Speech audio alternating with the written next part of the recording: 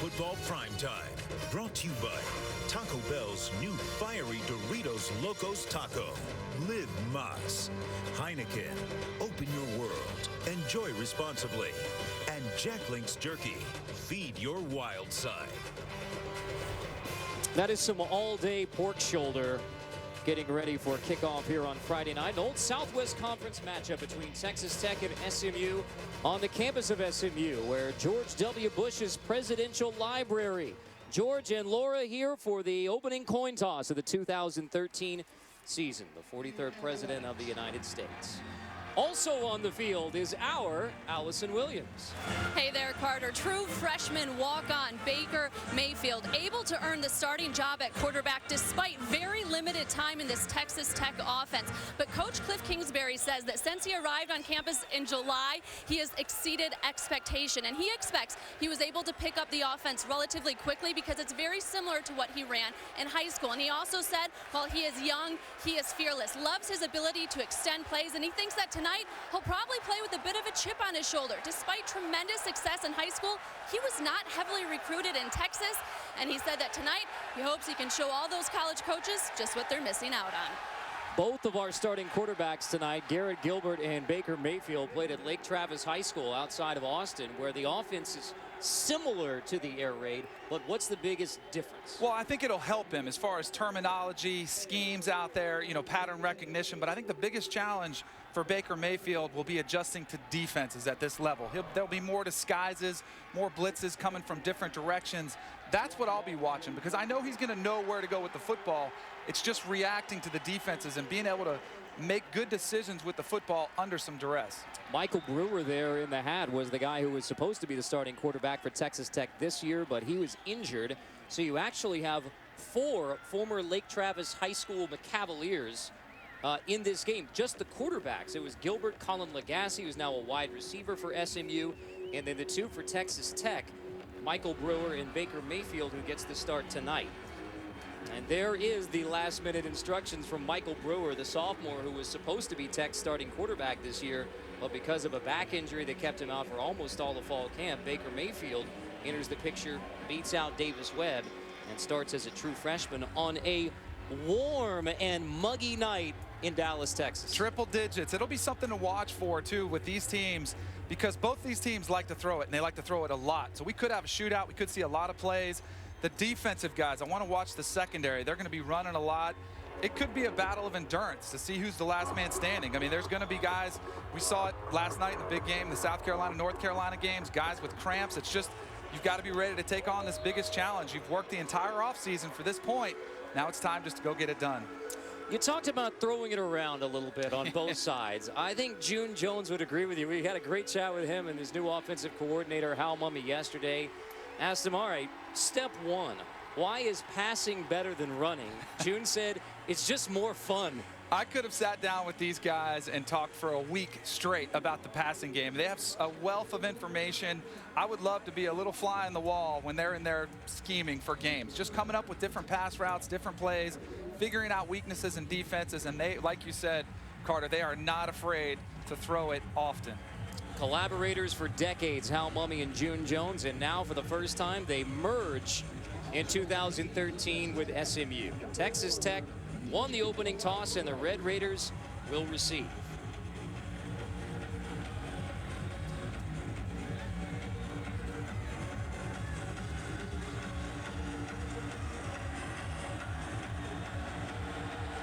Mike Loftus kicks off to begin the 2013 season for Texas Tech and SMU. So we will see the Red Raiders on offense, and Baker Mayfield, the true freshman walk-on quarterback. Now, he is a walk-on starting at quarterback, but this isn't exactly Texas Tech's Rudy. Had the terrific high school career that Allison told you about, including the state title. Recruited by a lot of schools, offered by Washington State, by Rice, among others, but decided to walk on at Texas Tech, and in one fall camp, beat out the more high-profile quarterback recruit, Davis Webb. Texas Tech, they'll be at up-tempo. They'll try to push the limits as far as getting to the line of scrimmage, getting a lot of plays off. 3 wide receivers with 2 backs to start. First pass, first completion. It goes to Kenny Williams for Baker Mayfield. That's what I would expect from Cliff Kingsbury. He's the head coach and the play caller to kind of get Baker Mayfield involved in the game. Give him some shorter, easier passes. Build his confidence up before you start taking shots.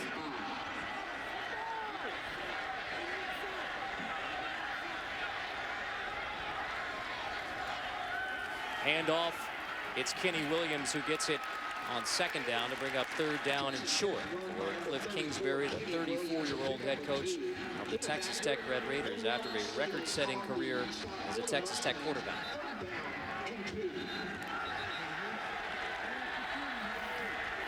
Opening drive for the Red Raiders, third down and 3.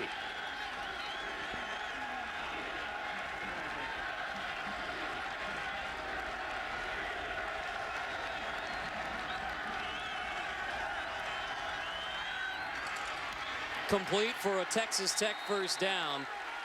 That's Jordan Davis. Mayfield moves the chains. And here they go, pushing the limits here of the speed, the tempo, getting to the line of scrimmage. They got the big first down. Let's keep going right after it. But from what I've seen from Baker Mayfield so far, it looks very comfortable directing traffic out there, you know, getting receivers to run the correct routes, just communicating with his offense. 4 wide receivers on 1st and 10 with Washington in the backfield.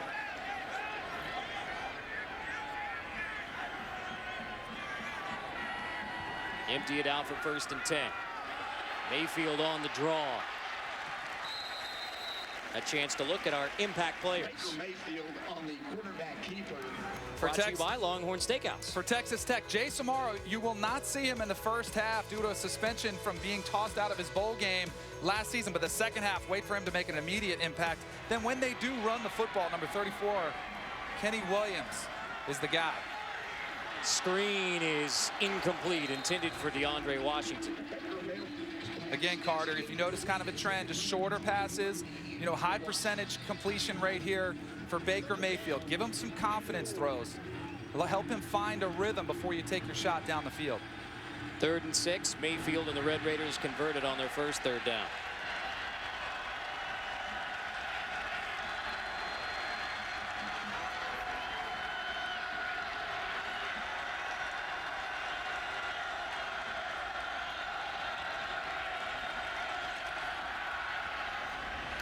Complete again into SMU territory. That's Eric Ward, the senior who had over 1,000 yards receiving a year ago.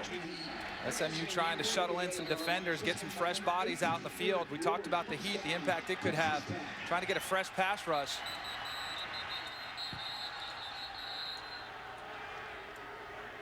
Whistle before the snap.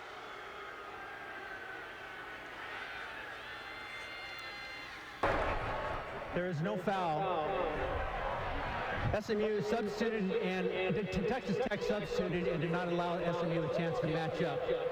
Replay first down. So that's a big part of tempo. If the offense doesn't substitute, the defense doesn't have an opportunity to substitute.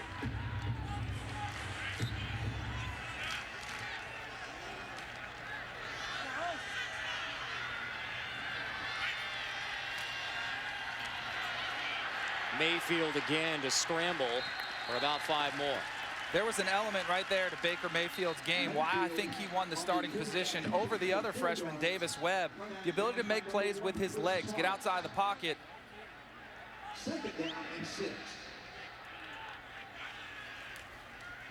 Play fake. Screen to the outside for Sidell Foster. Inside the 40, Red Raiders move the chains again. Those quick-hitting little bubble passes, screen passes, they're really made not by the guy that catches the ball, but the other receivers who block for them. That time was number 18, Eric Ward.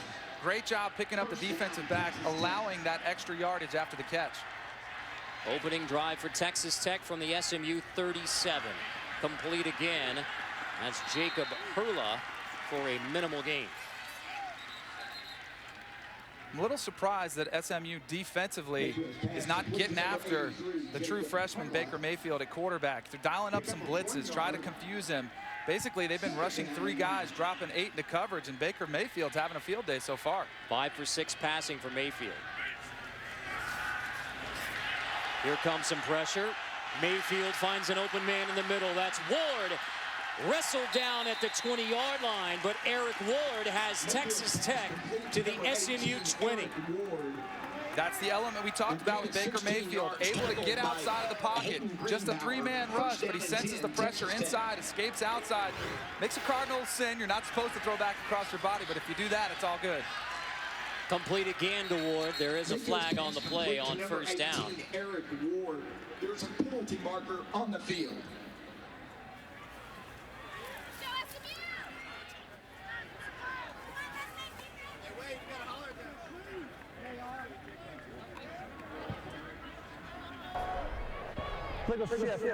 Offense, number 85.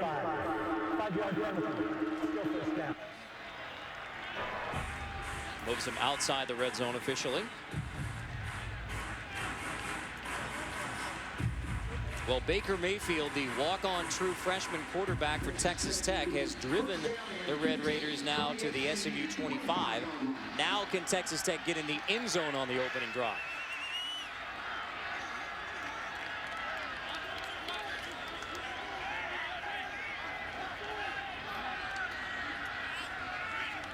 Pressure coming. Complete to Grant for just a couple to make it second down and long. Two areas where as a quarterback where you prove your worth. That's in the red zone and on third down. Red zone, the windows are a little bit tighter. There's not as much space out in the field. You're dealing in tighter quarters. The defenders tend to be a little bit closer in coverage because they don't have to worry so much about getting deep by the deep ball. So got to be a lot more accurate with your passes. 11 plays, 8 passes for Texas Tech. Mayfield flings complete, dropped by Davis. Had it right around the 10. It would have been first and goal, Texas Tech. Well, what a beautiful throw, too, by Baker Mayfield. Just lofted it right over a flat defender. And that ball right in the hands of Jordan Davis. Should have been caught. Bringing up third down and long. Empty backfield for the Red Raiders.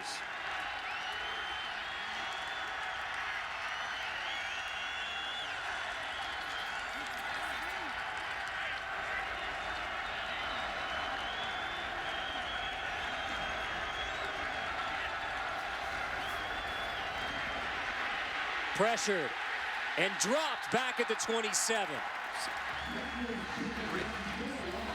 So Mayfield gets Texas Tech inside the 25, but takes the sack, and now a field goal attempt coming. SMU able to get some pressure with a three-man rush, and number 3, Kevin Pope, just keeping he was spying on Baker Mayfield, watching for that run threat that we talked about that we've seen from him, and a nice job wrapping him up, preventing him from doing any more damage with his legs.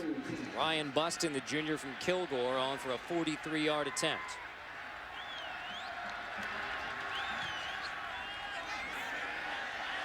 Buston's 43-yarder is good. So Texas Tech gets an opening drive field goal in 2013, but the Mustangs keep Baker Mayfield and the Red Raiders out of the end zone. The Mustangs turn next.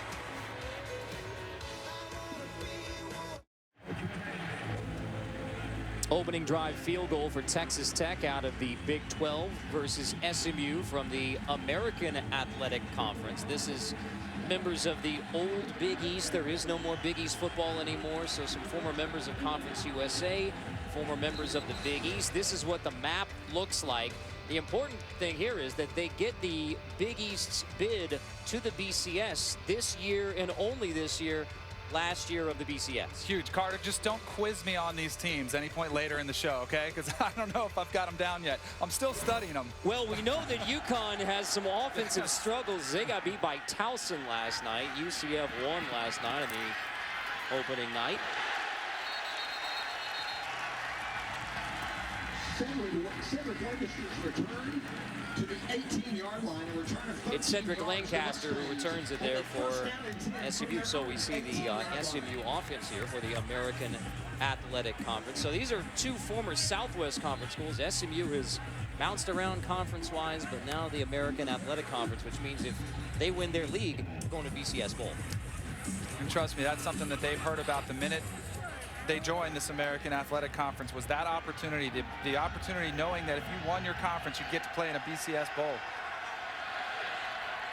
Garrett Gilbert, first pass, screen to the outside. Colin Lagasse on first down. Garrett Gilbert, this begins the final chapter in the saga that has been Garrett Gilbert's college career. From Lake Travis High School, National Player of the Year, signs with his dream school, Texas, plays in the national championship game, then struggles the next year, gets hurt, graduates early from Texas so he can play immediately at SMU.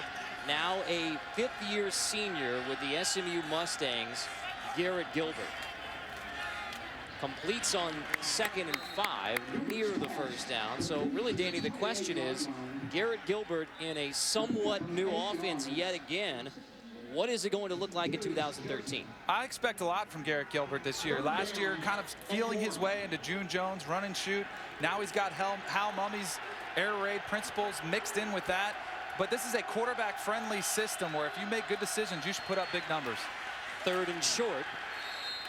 SMU converts. That's Treylon Shedd picking up the first down. Our impact players brought to you by Longhorn Steakhouse. For Texas Tech, their biggest defensive pass rush comes from Kerry Hyder, the big defensive end. And then Jeremy Johnson, the wide receiver for SMU. He's a burner. He's had a great camp going into this season. They have high expectations for him, too.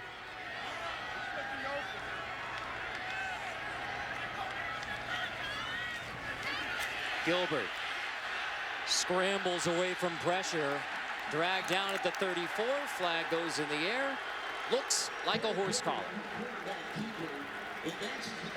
Will Smith, the tackler.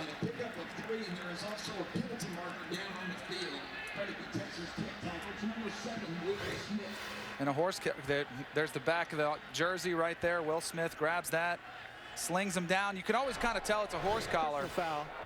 Horse collar. Defense number 7. 15-yard penalty. Automatic first down. Even if you don't see the hand on the back of the jersey, just the way the player goes down, the way Garrett Gilbert kind of fell back on his, it's just an awkward-looking tackle. It doesn't look like normal football. You can always kind of tell it's going to be a horse collar tackle that way. And the key on the horse collar is that hand goes inside the shoulder pad. You can drag him down by the jersey, but horse collar if you go inside the shoulder pad. So 1st and 10 from right around midfield for SMU. Screen complete. Jeremy Johnson. Red Raiders ready for him. Sam McWavin leads away. And one of the elements that Hal Mummy brought to this SMU offense was an up-tempo. An up-tempo pace where they're going no huddle, trying to push it a little bit more than they have in the past.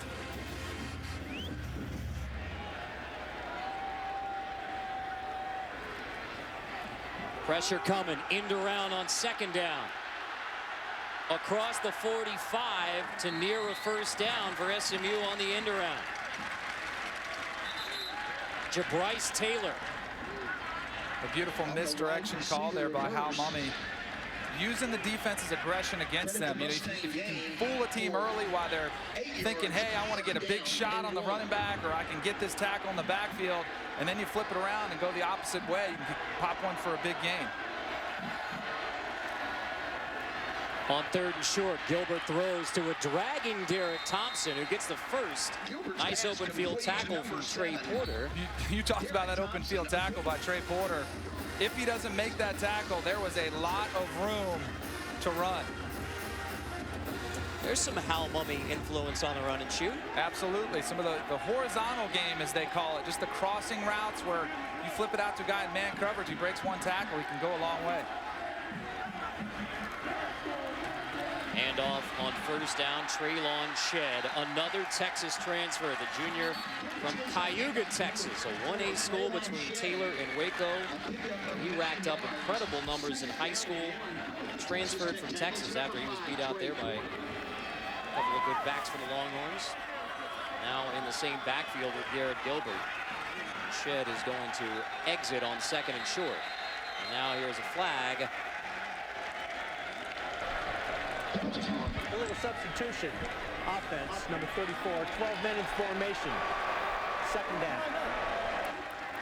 You could hear Garrett Gilbert pleading his case, trying to say he didn't line up yet.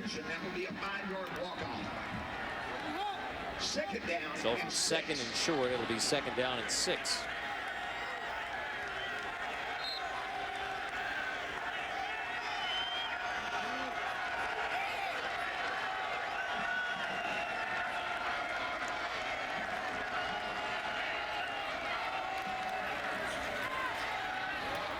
Complete. First down SMU. Darius Joseph makes the grab. Seeing a lot of similarities in both these teams' game plans. A lot of more of the easier passes because neither of these teams run the football too much, but they use the short passing game to supplement for a running game. They don't care about saying, hey, I want to run 40% of the time. They just want to make sure they're getting positive yards each play they get. If they have a pass and it's 3 yards, they see it as, hey, that was just as good as a 3-yard run. Opening drive for SMU to the Texas Tech 26. Gilbert steps up, completes inside the 15. It's Joseph again. Opening drive, the Mustangs take it inside the Texas Tech 15. Darius Joseph, nice job adjusting to a back shoulder throw from Garrett Gilbert, trying to get a wheel route. Garrett Gilbert recognized he wasn't going to beat him over the top, so he drilled it on that back shoulder. So tough for defenders to adjust to that on the fly.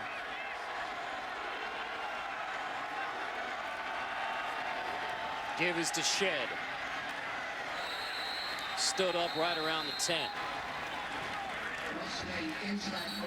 You see more similarities and differences between run and shoot, air raid when you kind of look at the film? I see a lot more similarities. You're talking about pass concepts, their route trees. They're just little idiosyncrasies that, different coaches have their thing. They want to try to put their fingerprint on the offense.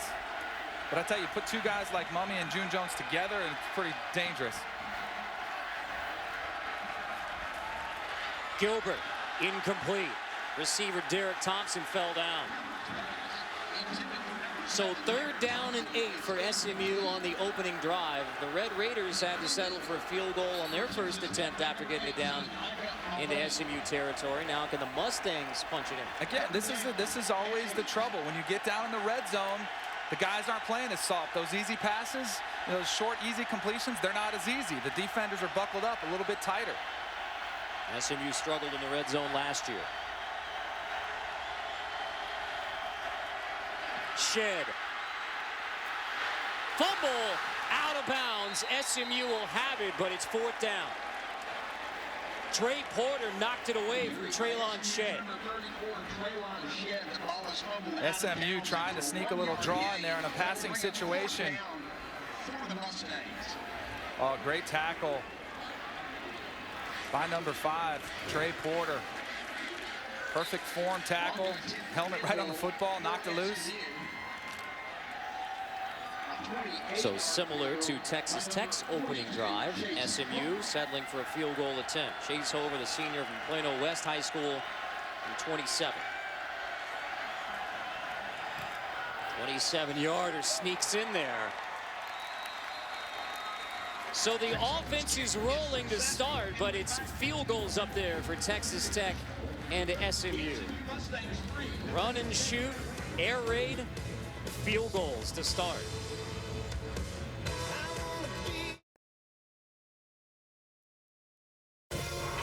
ESPN College Football Primetime, brought to you by Dick's Sporting Goods. Every season starts at Dick's. And in part by Nissan, premier partner of the Heisman Trophy.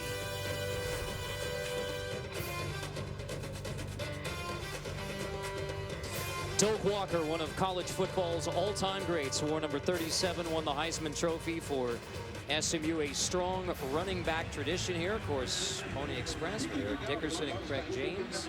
Woo! Yes, that's accurate. 110 on the field here at Gerald J. Ford Stadium. A different Gerald Ford than the former president, Gerald Ford. That's Jakeem Grant, who will take a knee. Texas Tech gets it at the 25. Only 2 races left until the chase for the cup. Jimmy Johnson looks to maintain his lead on the field. The competition heats up. Atlanta Motor Speedway NASCAR Sprint Cup Series Sunday 7 on ESPN and watch ESPN. Carter Blackburn, Danny Cannell, Allison Williams, your Friday night crew for 2013 from SMU's Gerald J. Ford Stadium. Second possession for the Texas Tech Red Raiders and their true freshman walk-on quarterback Baker Mayfield from Lake Travis High School on the west side of the Austin area.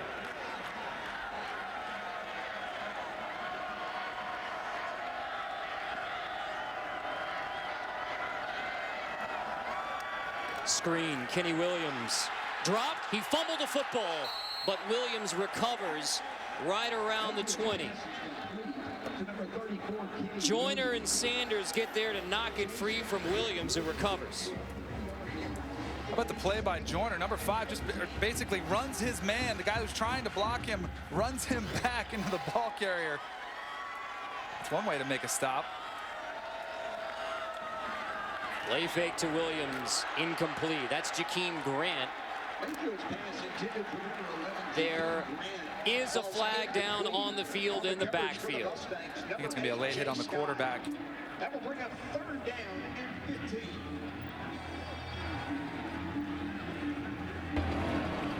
Personal foul. Roughing the passer. Defense number 15, 54. 15-yard penalty, automatic. First down. That's McClanahan. There was a penalty infraction on the play. Definitely should have laid off him there. Plenty of time to recognize that ball is gone.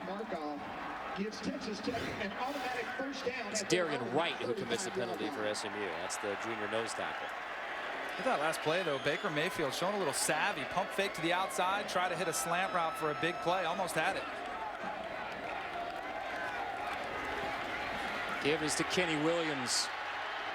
Reverses to pick up 5. We check in with Allison Williams. Guys, not as much production on this drive, but Texas Tech loved the way they moved the ball on the opening drive, and they want to look to keep pushing the pace. Cliff Kingsbury telling them they cannot stop us right now.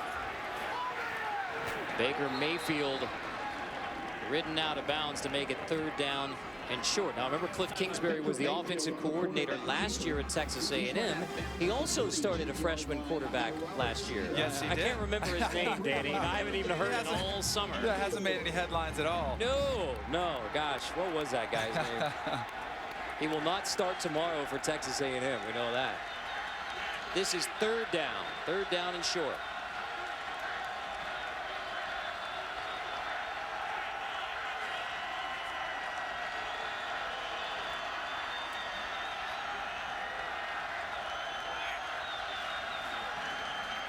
Mayfield throws, incomplete. Intended for Marquez, knocked away by Kenneth Acker, the outstanding senior corner for the Mustangs. Yeah, if you're going to pick a matchup on the outside to try to take a shot, Kenneth Acker, number 21, is a guy you might want to work away from. He is from Grant High School, Portland, Oregon. That's June Jones High School in Portland. So Cliff Kingsbury said our offense can't be stopped. Punting on 4th down. Ryan Erksleben from Lake Travis High School.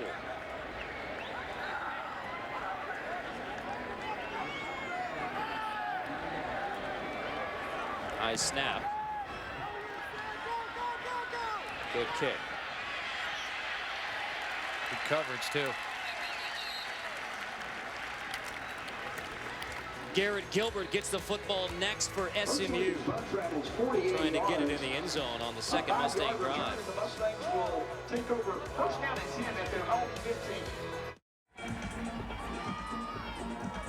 15. The SMU Mustangs haven't beaten Texas Tech since 1986, which was the last season of SMU football before the so-called NCAA death penalty. So now meeting Big 12 versus American Athletic Conference. It's Garrett Gilbert.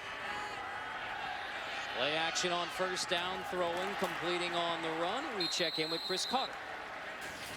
All right, Carter, Michigan State and Western Michigan. Scoreless in the early going until Jarris Jones picks this one off and watch the lateral. Nice. Curtis Drummond takes it to Pater at Spartans with a 7-0 lead. Back to Carter and DK and down. Mustangs' second drive after a field goal on their first. Garrett Gilbert joined in the backfield by Traylon Shedd. 1st and 10. Pressure picked up, dragging receiver, drops it, which was a big problem a year ago. Boy, that was a beautiful setup, too. Texas Tech tried to bring the pressure. SMU's offensive line and backfield picked it up beautifully. That's what you want in that situation. We talked about the horizontal routes to create big plays. That was a crossing route by Jeremy Johnson. He had a step on his defender. Again, if he catches that ball, he turns it upfield for a huge gain.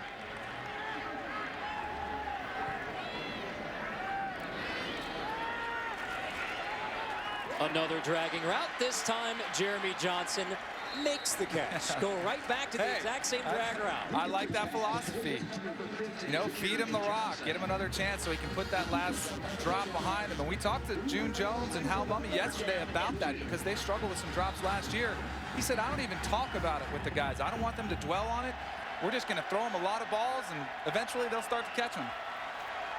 Johnson makes the grab, but the open field tackle from Bullitt makes it 3rd down and 4.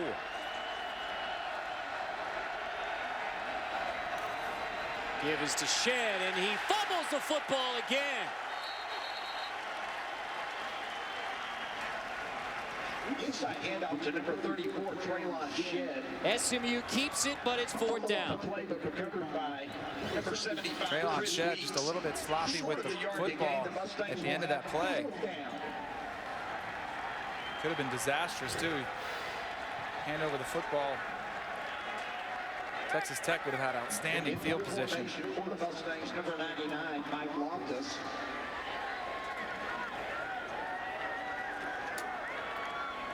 Well, the scripts are going exactly the same for Texas Tech and SMU. Opening drive, field goals. Second drive, we get punts. And nobody's in the end zone yet.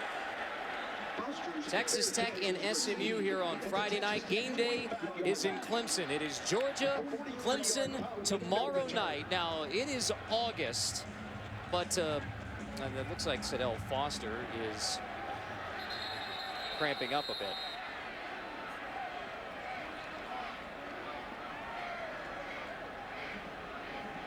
Yeah, he looks very... Sadell Foster very frustrated.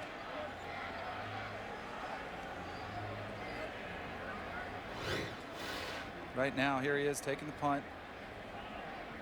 Watch his own guy. I think that is something different than cramps right there. I think that is a more serious issue too, and I think that's why his reaction. He's frustrated also with his teammate for running into him, but also frustrated that he's down. Players hate to do this. Hate to go down in the first game of the season. We'll return in a moment.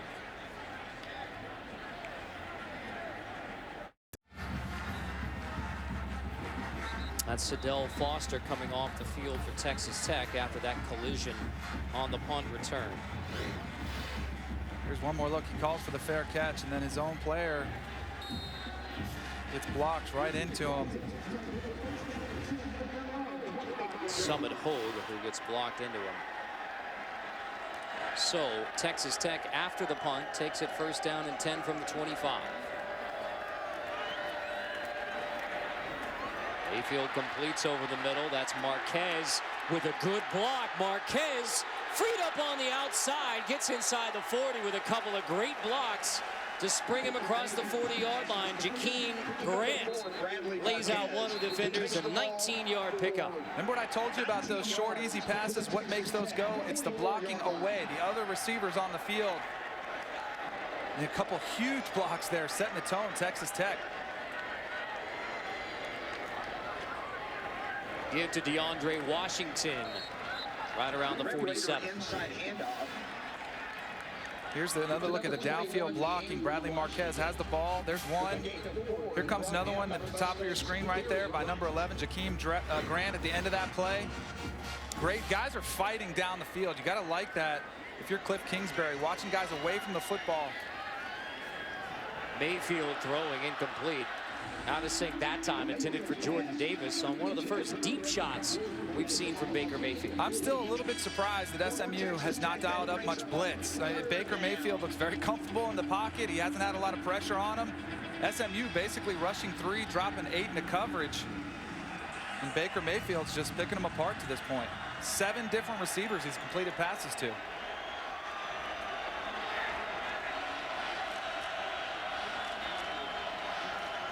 Four wide on 3rd down.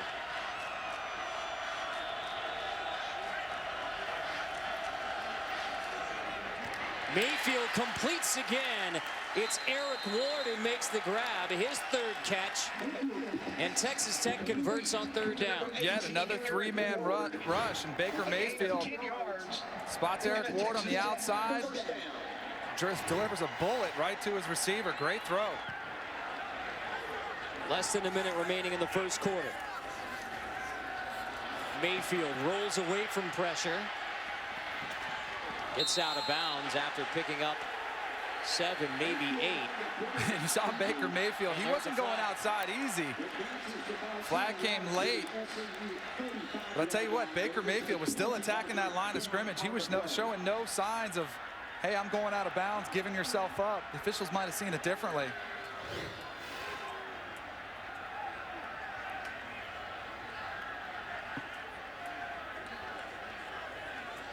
And that's the one. Personal foul. Played head, defense number 23. 15-yard penalty, automatic, first down. It's on Stephon Sanders, a strong side linebacker. Here's a look. Mayfield's going over. I mean, his foot had stepped out of bounds. I mean, as a defender, you're always worried, hey, this guy could turn it back up. Mayfield's been pretty aggressive with the football, but the officials, they are looking to protect the players. Obviously, that's why the foul came in there. Puts the ball at the 20 for Texas Tech. Last time to the 20, they settled for a field goal. Handoff goes to Kenny Williams, a pickup of 4 more. Texas Tech inside handoff to number 34. Here's one more look at Baker Mayfield coming out. I mean, he's not showing, hey, I'm going out of bounds. The first down marker's right in front of him. To me, it looked like he was going to try to stretch for that first down marker. Stephon Sanders said, hey, I'm trying to do my job, make sure I don't give up any extra yards. But like I said, the officials always look, especially the quarterbacks. I mean, the quarterbacks are protected in this game, as they should be, Carter. Spoken by the former quarterback.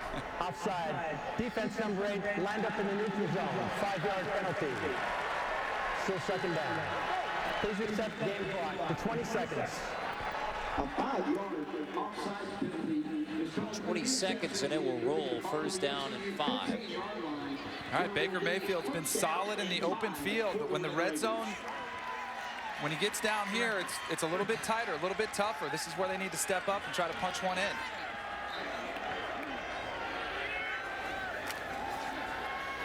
Screen to Ward.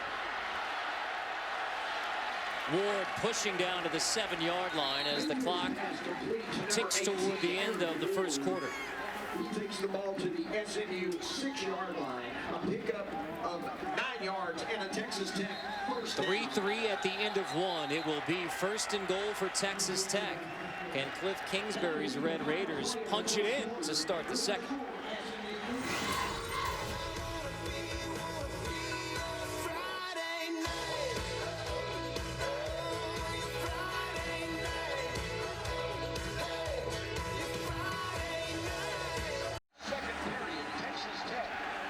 Sunsetting doesn't mean it's going to cool off anytime soon here in Dallas, Texas. First play of the second quarter will be first and goal for Texas Tech.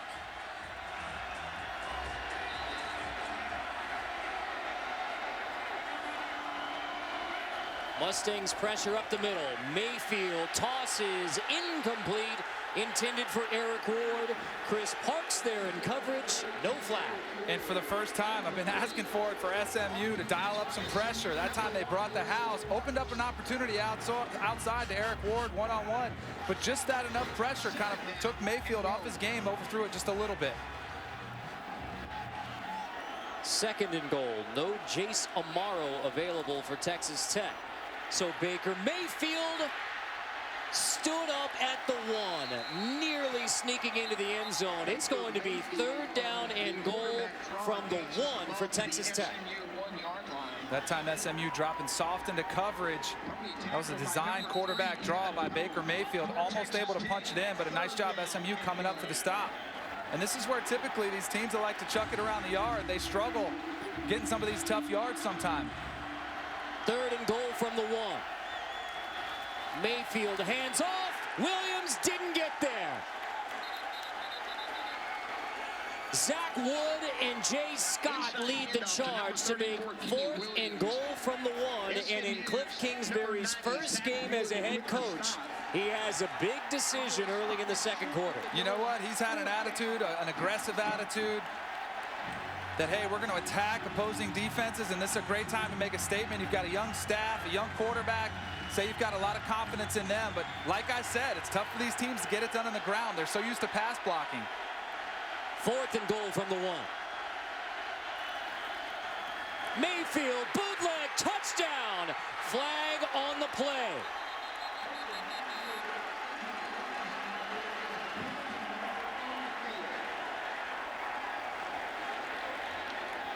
Coming back.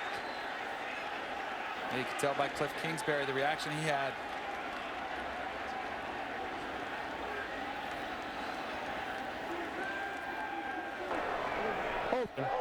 Offense number 1. 10-yard penalty from the goal line. Still 4th down.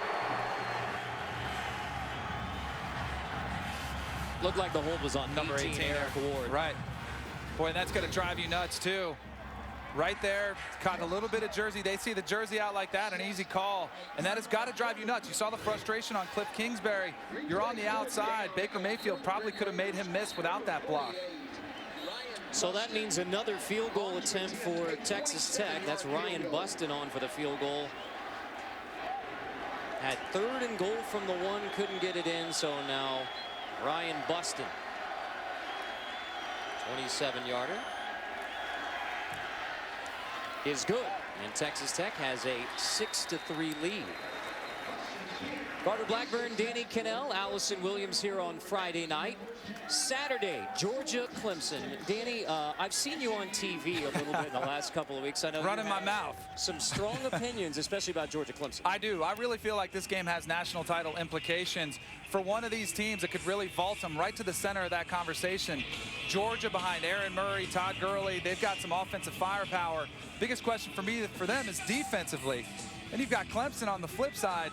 They've got Taj Boyd, Sammy Watkins. They're going to throw up a lot of points as well. This game, I really feel like if Clemson gets off on the right foot, it could put them in the right direction. They're playing in the ACC. They've got Florida State at home. Schedule sets up nicely.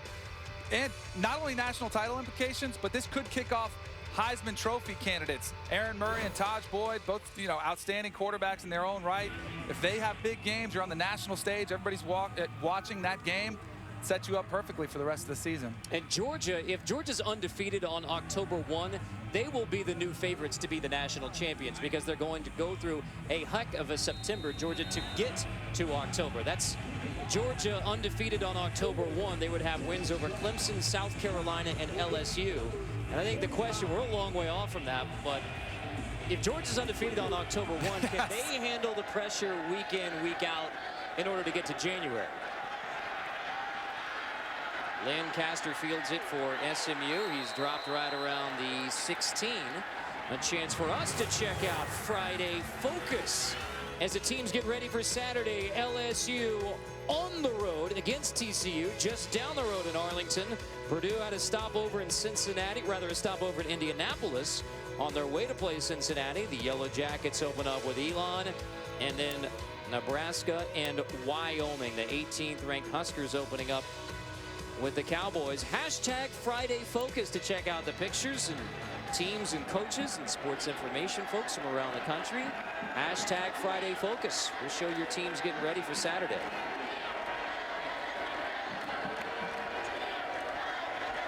First down SMU with Garrett Gilbert from the shotgun.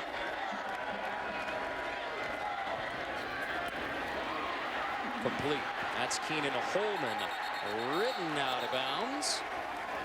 Ola Falimi. It's a first down for SMU. All right, Carter, I promised offensive fireworks. I expected touchdowns. So these teams both sputtering when they get down to the red zone. But I'm sure these defensive coordinators, both ones, are preaching to their guys, hey, just don't give up the big play. Make them drive the length of the field. When it comes down to the red zone, that's when we'll tighten up. We'll make those passing lanes tighter. So far, that philosophy seems to be working. Gilbert's 9 for 11 passing. He hands off to Shed here. A chance to check in with Allison. Well, when Garrett Gilbert is on the sidelines for SMU, he's surrounded by both June Jones and Hal Mummy. They're going over what they're seeing defensively and then the options based on those looks, but it's not a one-way conversation. Gilbert also very vocal about what he has seen and what he thinks would work. It was definitely a collaboration on the sidelines. Well, Garrett Gilbert has been through the offensive ringer a couple of different ways. Traylon Shed And speaking of Georgia Clemson, Garrett Gilbert goes back to his high school coach was Chad Morris, who is now the offensive coordinator for the Clemson Tigers. And as a fifth-year senior, gets to compare notes with Hal Mummy and June Jones. And included in the package is Garrett Gilbert quarterback runs. June told us the first time he has ever scripted a quarterback run ever was last year with Garrett Gilbert. Here's 3rd and 7. Gilbert takes the sack. And it's Kerry Hyder, the senior who you pointed out as an impact player, can't run to Gilbert. Can't run your way out of that one if you're Garrett Gilbert, but nice job getting pressure from Kerry Hyder, the defensive end. As we were watching film yesterday of SMU, their offensive line, that was one concern that they had, was how are they going to block Kerry Hyder that time. Just the quickness of beating that first offensive lineman, getting to the quarterback.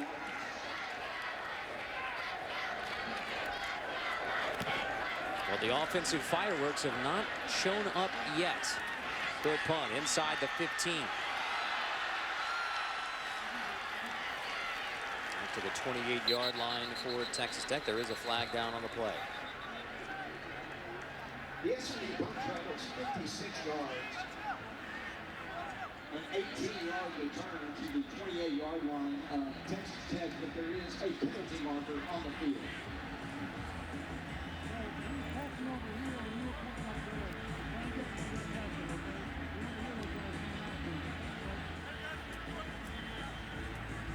Eventually we'll hear from David Alvarez, our referee.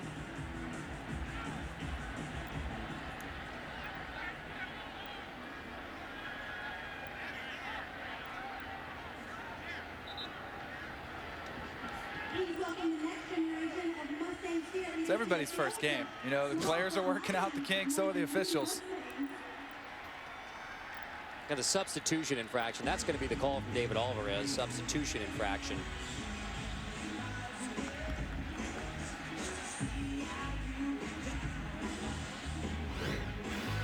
It's on Texas Tech. Illegal substitution. On the return team, 12 men in formation. The penalties decline. First down. Texas Tech. Run and shoot, air raid. Which one's going to get in the end zone on Friday night?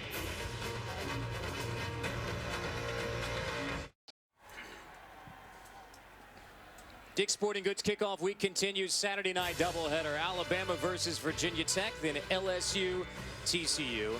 Danny, new offensive coordinator Cam Cameron at LSU. How much difference is that going to make for Zach Mettenberger? I think it's going to make a huge difference. Cam Cameron, a quarterback whisperer of sorts, you know, really works well in the spring game. He was letting Zach Mettenberger call his own plays, developing, you know, his attitude, his knowledge of the offense. I think it's going to, for a change, LSU might have to carry things offensively while their defense plays catch up from all the guys that went on to the NFL. A quarterback whisperer, huh? Like that? Would that make Gary Patterson a defensive whisperer? That could be, yes. That would be the equivalent, yep. Yeah, Cam Cameron and Gary Patterson matching up just down the road in Arlington tomorrow night. Here it's the true freshman walk-on Baker Mayfield starting for Texas Tech. That ball is tipped and incomplete. We're already at 3rd and long on the Red Raider possession. Last possession, they kicked the field goal to go up 6-3. How do you evaluate Baker Mayfield so far? I think he's been very comfortable out there. When he's been under duress, he's made good decisions with the football. I think he still has to stay patient because I'm sure he's as frustrated as everybody else is that they're not putting up touchdowns. Don't force anything. Just take what the defense is giving you. Rolling out of the pocket, chased and sacked. Baker Mayfield sacked by Robert Seals on 3rd down and long.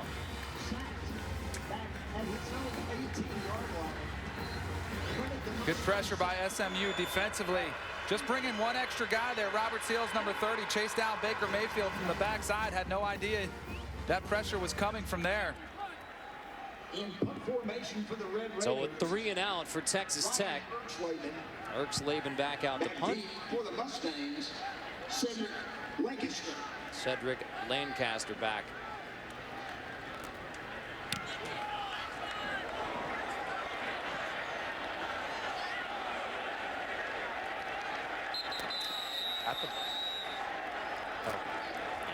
spot that back closer to the 40 as it was touched.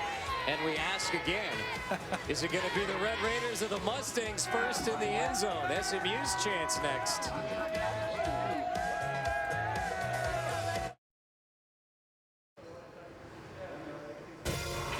ESPN College Football Primetime, brought to you by the Volkswagen Best Thing Ever event. Visit VWDealer.com and the Home Depot. More saving, more doing. That's the power of the Home Depot. That was tough. Very tough. All right. Don't ask me to do anything with my hands. Oh, that's a good burn. Mission accomplished. Danny Cannell and Allison Williams to the top of the climbing wall here at SMU. We made it to the top.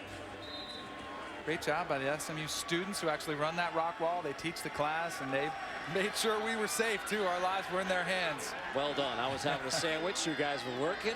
Good job. SMU football 1st and 10 with Garrett Gilbert, the 5th-year senior, out of the shotgun.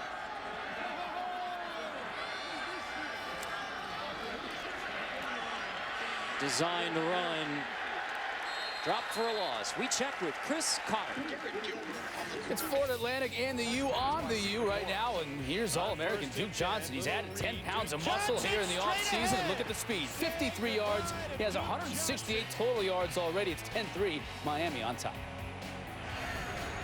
You like Duke Johnson? Cart, you will know Duke Johnson's name if you don't already by the end of the season. He is a special back. He is lightning in a bottle.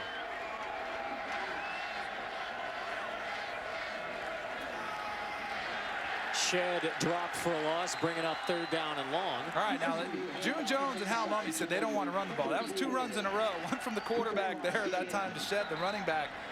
I think they need to stick with what they do the best, and that's passing the football down the field. Sometimes, though, you just have to keep the defense honest, try to slip some in there, but no success whatsoever on 1st and 2nd down. Find themselves in this 3rd and 14.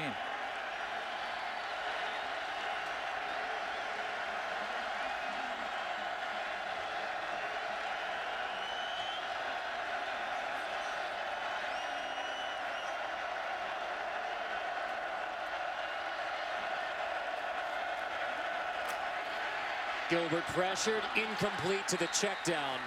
A 3-and-out for SMU. A little sloppy, missed opportunity there from Garrett Gilbert, missed the short crossing route. He knows it. He's upset about it. You know, as we watch these offenses kind of struggle, they're sputtering a little bit now in the 2nd quarter, struggling to finish off drives. You got to remember, early in the season, defenses are kind of always ahead of the game. You know, it's easier to just say, hey, go get the football than to worry about executing passes down the field, blocking schemes. It's just always, the defenses always seem to be ahead early. Mike Loftus' punt will bounce inside the 5 and be downed right around the 5. Excellent special teams coverage from SMU. Well, this is Cliff Kingsbury's debut as a head coach for the Texas Tech Red Raiders on Friday night. As a player back in 2002 on Friday night against New Mexico, 407 passing yards and 6 TDs, all in a day's work. Yeah, that was just an average game for him. 12,000 career passing yards. Shattered a number of school passing records. There you go. Now, Cliff Kingsbury was actually recruited to Texas Tech by Spike Dykes. And then Mike Leach took over in Cliff Kingsbury's 2nd year as the Texas Tech starting quarterback. Asked Coach Kingsbury about what advice he had received from Mike Leach before his first game as Texas Tech head coach. They shared some time in Key West. Mike Leach's off-season home. Another bobble there. Williams, but he recovers. Cliff Kingsbury said walking into some of the watering holes around Key West with Mike Leach was like walking in with Norm. Right. Everybody knew Mike Leach. So he said, yeah, we talked some about football, but Sure, they had a good time, enjoyable too. time, yeah. Complete to the outside. Marquez stretching. It's going to be 3rd and short. When I watch Baker Mayfield, the quarterback for Texas Tech, I'm still surprised. You got to remember, he's a walk-on true freshman. Only had a couple scholarship offers from FAU, New Mexico. He really wanted TCU. That's where he wanted to go, didn't get offered. Ended up saying, hey, I want to stay in my home state. I'm going to go to Texas Tech, and here he is starting week 1. On 3rd and short, handoff. Mustangs ready. Zach Wood makes the stop. It'll be 4th down and 2 for Texas Tech from inside their 15. Again, that's the biggest knock on offenses that like to throw it around. If they're playing in the shotgun, it's short yardage situations, goal line situations, when they've got to, change their mentality. And it's, hey, we got to get a tough couple yards on the ground. It's completely different than what they're used to. That is back-to-back 3 and outs for Texas Tech. In punt formation for the Red Raiders, number 26, Brian Erxlaven. Cedric Lancaster back deep for the Mustangs.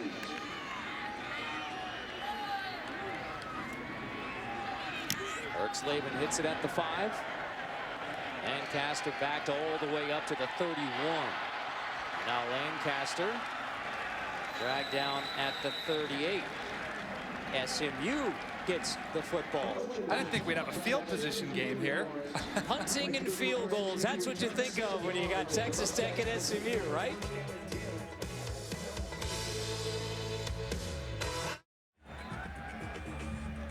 Celebrating its 9th year sponsoring the Good Hands Field Goal Nets, Allstate makes contributions to participating universities' general scholarship funds for each field goal and extra point kicked.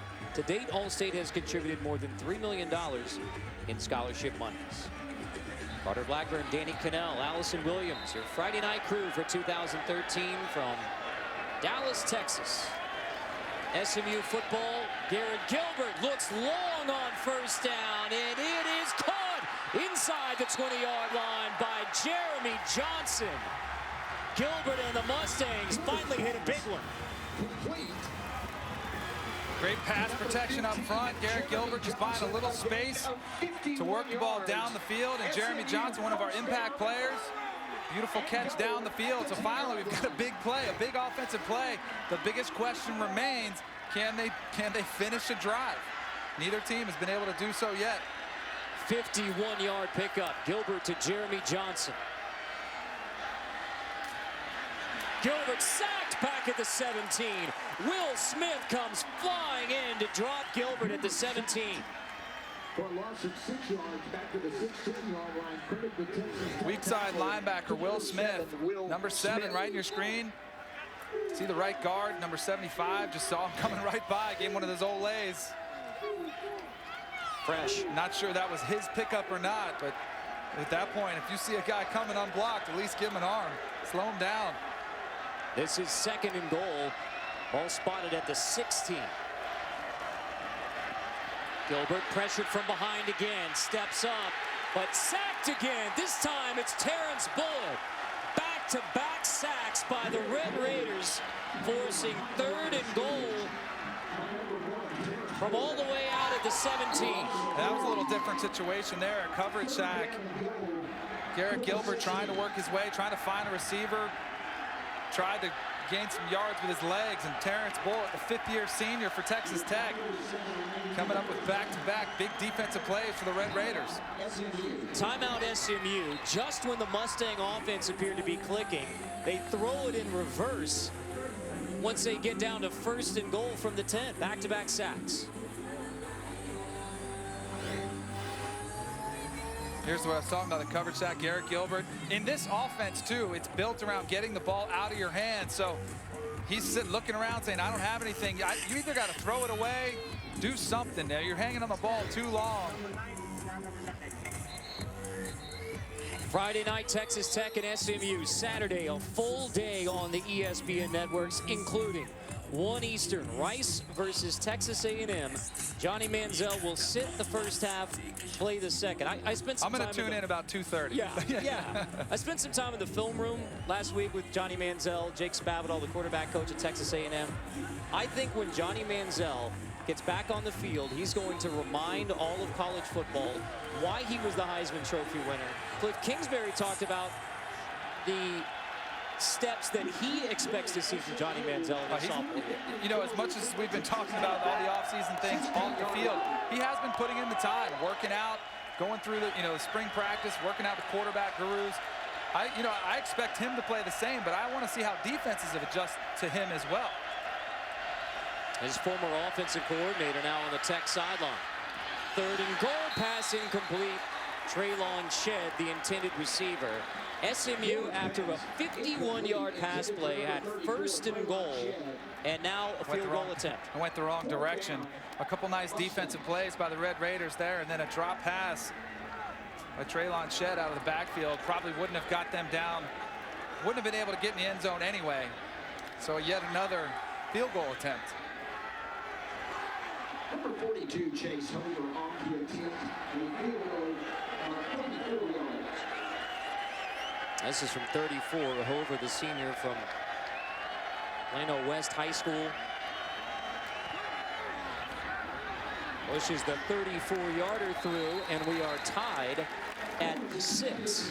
Just like we expected with Cliff Kingsbury and June Jones and all the offensive scheming. 6-6.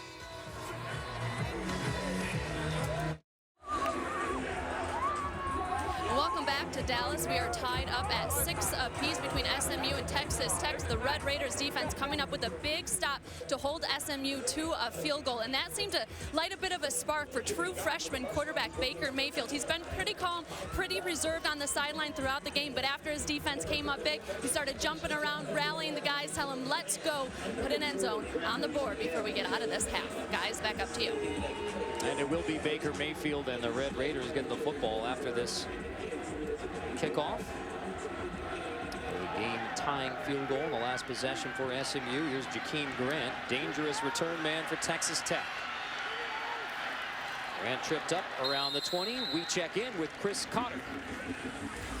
Hey, Carter, coming up at the half, I'll be joined by Coach Holtz and Mark May. We'll take a look at what's happening over on ESPNU with Miami and Duke Johnson doing all they can do, and Kansas State as well struggling against North Dakota State. Back to you. Ooh, I will be interested in that Kansas State, North Dakota State. Look, North Dakota State's a very good FCS team. Still, Bill Snyder, Kansas State, trying to replace Colin Klein. That's not an easy thing to do. All right, Danny, what's the approach now with Baker Mayfield? I think you cannot try to force the issue too much. You don't want to make a mistake. Just take what they're giving to you, go through your progression. The plays will come. Completes on 1st down, Eric Ward, the senior wideout. I mean, that's the thing. As frustrated as we are watching this, we want to see some offensive production. You know that he and Cliff Kingsbury are over there saying, hey, they're trying to figure out the equation right now, the chess match. Where can we go with the football where we can have some success? And the answer is don't force it. He is 13 of 19 now, Baker Mayfield. 2nd and short. Complete again. This time Bradley Marquez across the 40. When I say don't force it, I mean don't just throw a deep ball to throw a deep ball. There'll be some times they can pick their shots. Take them when they're there, but don't try to force the issue. Hurry up on 1st down. Complete on the screen to Jakeem Grant. Bouncing outside, and here's the speedy Grant. Finally knocked out near the 25. There is a flag down. In fact, 2 flags down on the play. That's the sophomore from Mesquite, Texas, who can show a burst.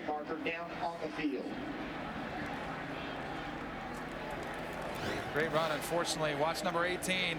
Grab that jersey again, Eric Ward. Remember, this is the 2nd one. They had the touchdown run by Baker Mayfield, got called back. And it looked almost identical, holding the same defender. Same look of the jersey. Play one in each team. Holding on the offense, number 18. Personal foul, unnecessary roughness. Defense, number 96. Those penalties will offset 1st down. Cameron Smith commits the foul for SMU. He showed you the hold by Eric Ward for Texas Tech. They wipe out the play, and we're back to 1st and 10. 1st down and 10 for Texas Tech. One thing we've seen is the offensive success that we have seen has been right here in between the 20s, the middle of the field. And they've had some big plays, both teams.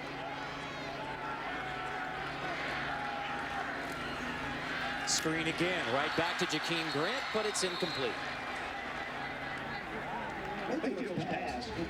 2nd and 10. Jakeem Grant, the fastest wide receiver for Texas Tech. He's a guy, if you get him, like the previous play, if he can get outside, get the edge, he can make a big play. You got to catch it before you run with it.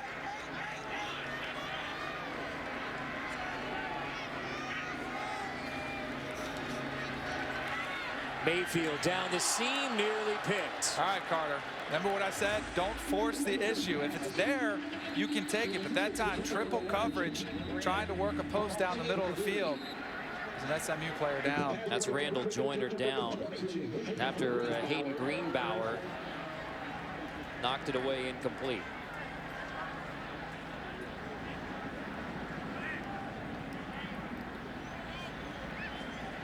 But to your point on the throw, clearly that wasn't open for Baker Mayfield. I mean, he's trying to work a post route down the middle of the field. But you'll see there's a lot of traffic in there. 3 red jerseys. That's a really tight window. He's got a lot of confidence for a true freshman, but that one's just, I don't care how good your arm is. You gotta pull that down and get off that throw down the field and hit something underneath. They'll be there. There'll be an opportunity to make the play. Just got to make it when it's there. And again, the player down for SMU is the senior Buck linebacker, Randall Joyner, senior from Carrollton, Texas, who had 93 tackles, 3 interceptions a season ago. A big part in SMU Mustang defense that performed really well a year ago. Another one running into his own guy, too. That's very similar, yes. Undercut, and if you get, you get your foot planted in the wrong way and a player rolls up under you. See him obviously in a lot of pain. Joyner has 5 tackles tonight already in the first half, and the senior from Carrollton limps off.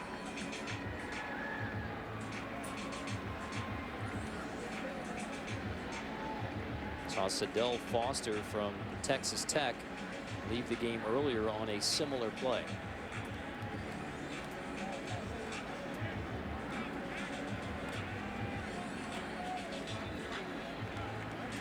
Randall Joyner really a centerpiece to this SMU defense.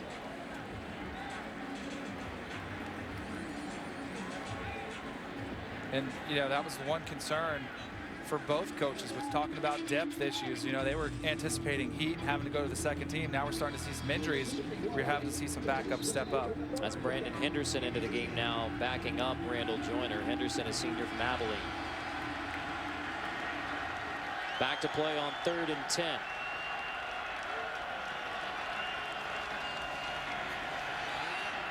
Mayfield steps up, incomplete, intended for Jordan Davis. Jay Scott there in coverage. Another throw there. Yeah, it was a tight window. Maybe could have made it with a little bit of a better throw. But even on 3rd and 10, you don't have to throw it past 10 yards to get the first down. You can hit a guy, a check down, come off it. Maybe he catches it at 5, but he can run with it to get that first down. So Erxleben on the punt again for Texas Tech, with Cedric Lancaster back for the Mustangs.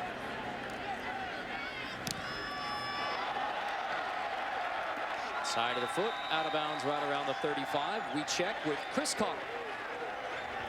All right, Carter, here's what's coming up at the half. Coach Holtz and Mark May will join me. We'll talk about Miami over on the U right now, taking control over FAU. Frank Beamer's going to join us as well. His team taking on the #1 team in the country on Saturday. And we'll also check in with the game day crew down in Clemson. That's coming up at the half. Game day now at 9 a.m. Eastern time on ESPN. So, I mean, hours away from game day from Clemson. I can't wait. Yeah. I cannot wait. Didn't it feel like Christmas Eve? I mean, the yes, anticipation last night, on Thursday, getting ready for that kickoff, that North Carolina-South Carolina game. First day of the college football season should be a national holiday. And even more importantly, the day after. Should be. Well, I guess that is the case on this Monday. It is Labor Day weekend. Wish granted, Danny Cannell. Gilbert heaves long on first down. Batted away, incomplete. Fellini knocks it away from Keenan Holman as SMU looks long again. Trying to take another shot down the field. I think Garrett Gilbert just held this ball a little bit too long. That's why it was underthrown. But then watch this play. Keenan Holman, watch where the ball lands. It actually hits the defender's helmet. Holman tried to stay with it. He saw that ball tipped in the air, tried to make a great second effort.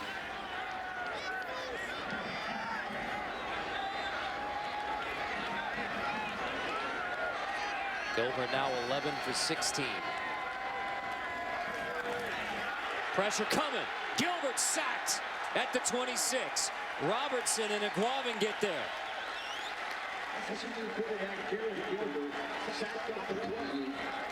Texas Tech has definitely brought more pressure. Just coming unblocked right off the top of your screen. Not sure if that's on Garrett Gilbert, realizing he has to get rid of the football, or if that's on his left tackle who needed a kick out there. You're not quite sure unless you know the offense. But either case, a poor play for SMU, finding themselves really backed up against the wall here, 3rd and 17.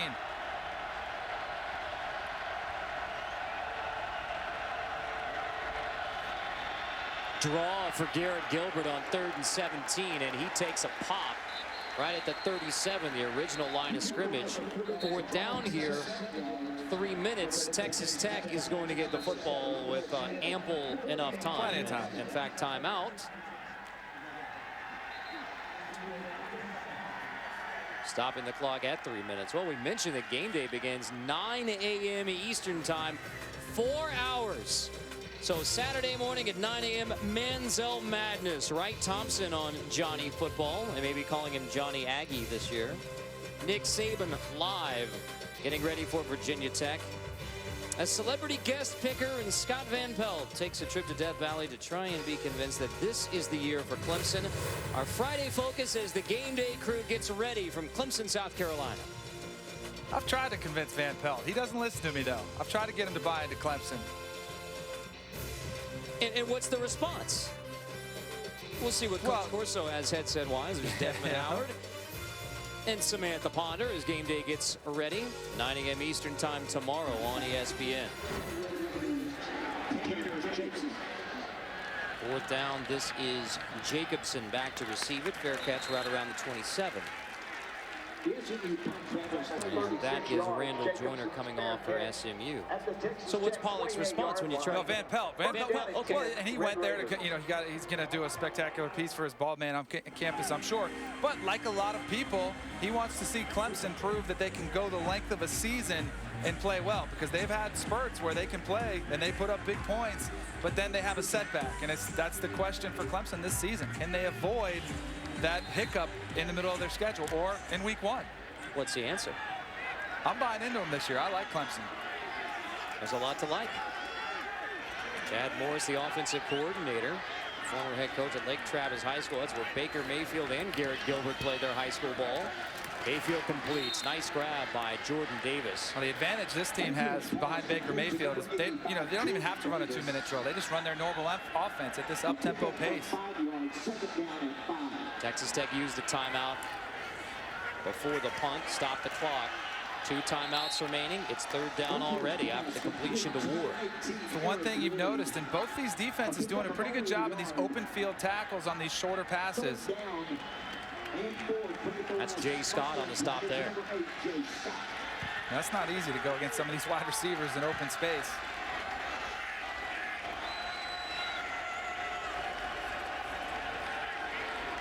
Third and 4 here. Late run for a defender. Lincoln Richard onto the field for SMU. Mayfield completes to the 41, 1st down. Jordan Davis makes the grab. Clock temporarily stops on the 1st down. Red Raiders hurry up. Handoff. That's Jakeem Grant out of the backfield, shaking his way inside the SMU 45. The speedy Jakeem Grant as a running back. SMU defensively had guys scattered all over the field. They were not ready for that play. They were shuttling a couple guys in and out. Now you've got 2 SMU players down.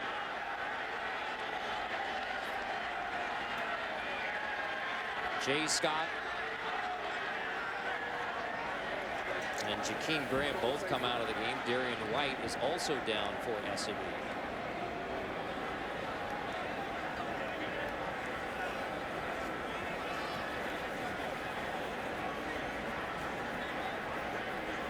Tempo creating problems for defenses around college football. Well, these guys are scattered. They're walking around. They're looking for a signal. You've got substitutions coming in. I mean, how easy is that for the Texas Tech offensive linemen to get leverage, get a good drive, and open up some holes for Grant? There's a lot of advantages in why teams are going to more hurry up, quicker tempo. But one of the goals is to try and dummy down the defense, basically. Yeah, because you get them, they're flustered, and then all of a sudden they say, hey, go with a base defense. Go cover 2, go cover 3. And then you know what they're running. In 30 seconds, we're back to Texas Tech and SMU.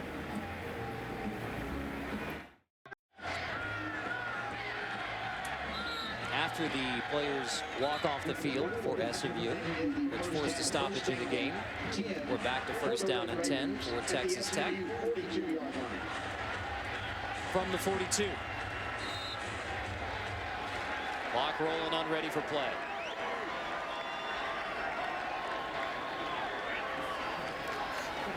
Mayfield draw, wide open up the middle. Mayfield tripped up near another Texas Tech first down. Greenbauer makes the stop. 9-yard gain, second down. Picked up a great block from his running back, DeAndre Washington. Basically followed him right up the hole on a quarterback draw. Clock rolling to 1:10 remaining in the half. Mayfield, downfield complete. Touchdown, Texas Tech. Jordan Davis into the end zone. And the walk-on true freshman quarterback, Baker Mayfield, puts the Red Raiders in the end zone. Texas Tech on top.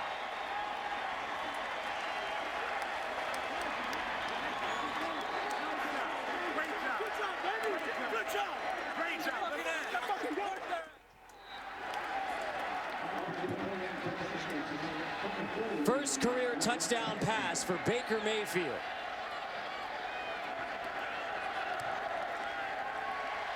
PAT good from Ryan Buston, 13-6. Texas Tech is in the end zone first. Remember we talked, he forced 2 of these exact same routes earlier in this drive. Remember I said don't force it, the plays will come. This time he had the opportunity. I love the way Baker Mayfield planted his foot in the pocket, delivered a bullet, beautifully thrown ball right down the middle of the field to Jordan Davis. On a frozen rope too. Watch Mayfield, a lot of confidence, got good protection. And how about this throw? Just a post route over the middle of the field right in front of the safety. You saw number 12, Daniel Roundtree, might have overplayed that a hair. And Baker Mayfield, I promise you, Carter, that's a touchdown pass he'll never forget. Your first college touchdown pass. Talked to his high school head coach, Hank Carter at Lake Travis High School, who said Baker has as strong an arm as anyone who's been through here. And with a quarterback lineage that includes Garrett Gilbert at Lake Travis High School, to say Baker's arm strength as strong as anyone who's been at Lake Travis, that's a compliment. And you can see it right there. I mean, that ball was moving. That had some velocity to it. And, you know, you look at guys who don't get scholarship offers, you know, maybe they're not 6'4" and they don't look the part. But the one constant thing we've heard about Baker Mayfield, he's a fighter. He's got those intangibles. And that, from what I've seen, he's got an incredible arm, too. Touchback, SMU gets it at the 25.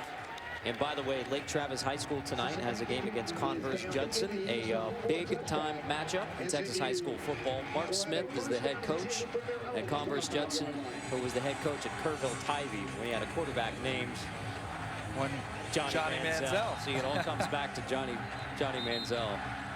You know your Texas high school football. I'm impressed. Hey, come on now. I know Tivy fight never dies, that's for sure. All right, a minute left. There's still some time here for Garrett Gilbert. We'll come right back. 2 timeouts left for SMU.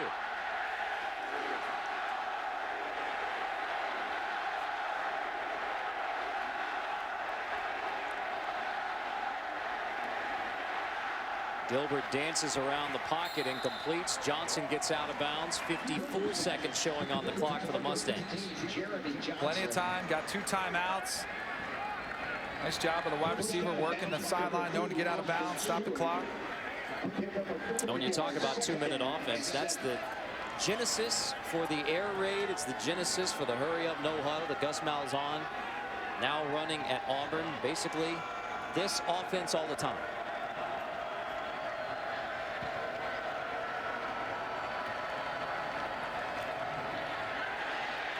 Gilbert, complete over the middle, just shy of the first down, so the clock keeps rolling. That's Legas who makes the catch. There's Joseph, rather, makes the grab. They got to pick up the pace, get a playoff. Wasting a lot of time. These seconds are valuable. And 2 timeouts left for the Mustangs.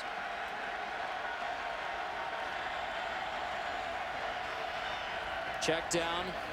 Shed picks up the first down to the 40. Clock stops temporarily with 21 seconds. Long way to go with 21 seconds. Not for a field goal. I mean, they only need another 30 yards to get there. To number 7, Will Smith. They're not using a time. Just kind of sloppy here, this 2-minute drill for SMU late. Clock's rolling on the ready for play. Gilbert throws it out of bounds, incomplete. 9 seconds left here. 2 timeouts, and well, they haven't used either one of them too. In my mind, the way they're lining up the line of scrimmage, they're almost content to go into the halftime. They just don't want to, mess it up. I'm surprised they haven't been a little bit more aggressive and a little bit more of a sense of urgency for SMU offensively before half. 2 timeouts, and SMU looks like they're going to take into the locker room.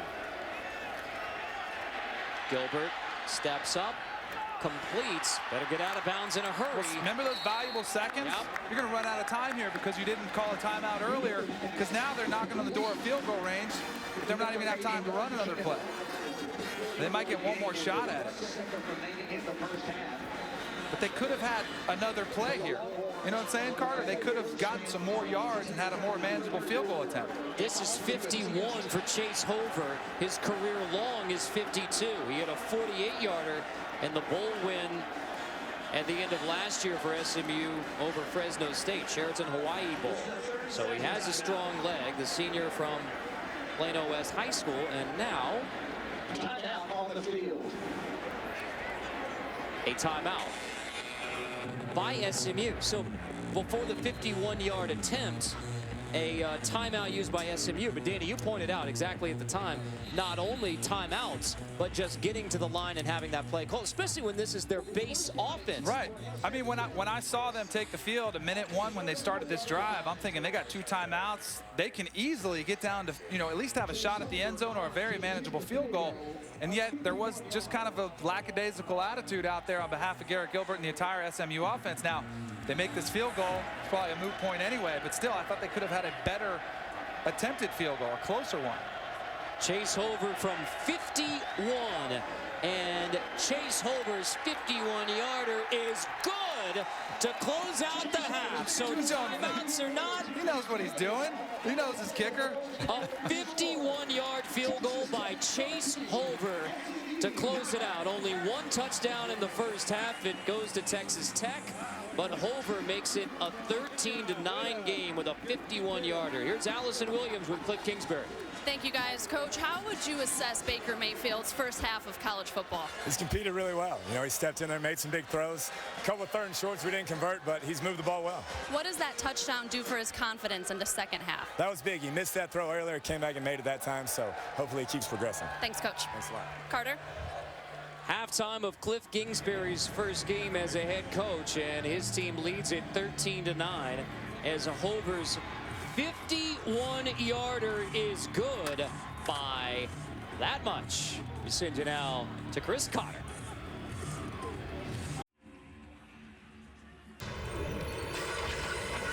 This is Dick's Sporting Goods Kickoff Week.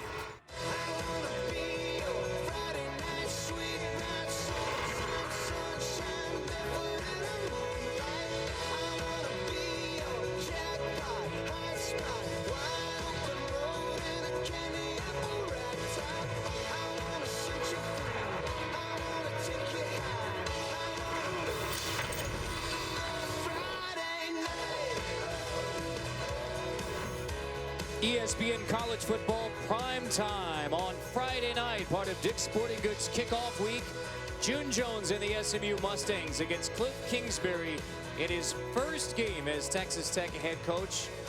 And the 34-year-old head coach of the Red Raiders, a 13-9 lead at the half. SMU will get the football to begin the second half. As we welcome you back to Friday night, Carter Blackburn, Danny Cannell, Allison Williams, and all the talk about the run and shoot and the air raid and the run and raid and all those things together. One touchdown in the first half. What's going to be different in the second half? Well, I think you'll see the offenses start to kind of smooth out a little bit. I mean, you got to remember it's the first game of the season. But look, they're both statistically, both quarterbacks are on pace for 300 yards. But for Texas Tech specifically, Jace Amaro sat out the first half due to a suspension. He had gotten into a fight in their last bowl game. He will be back the second half. This guy jumps out at you when you watch the film. He is special. So when Texas Tech gets the ball, I'd expect them to go to him early and often. Garrett Gilbert and the SMU offense gets it first from the 25. The fifth-year senior, the former Texas Longhorn quarterback, now with the SMU Mustangs. Throwing complete to Jeremy Johnson for an SMU first down and move the chains to the 36. Jeremy Johnson, a pickup of 11 yards, first down, SMU. Both teams moved the football pretty well in the first half. Between the 20s, they've been able to move the ball successfully. Both quarterbacks been spreading it around, hitting different receivers. Both teams had a couple nice big plays. And Gilbert 16 for 22 now in the game for 168 yards.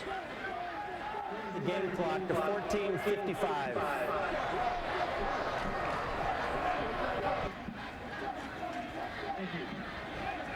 And there it is. Traylon Shedd in the backfield with Garrett Gilbert. And Shedd breaks the first couple of tackles and gets across the 40-yard line. Again, the run game not a huge part of SMU's game plan offensively. They will mix it in there to try to keep you off guard, see if they can pop one through there.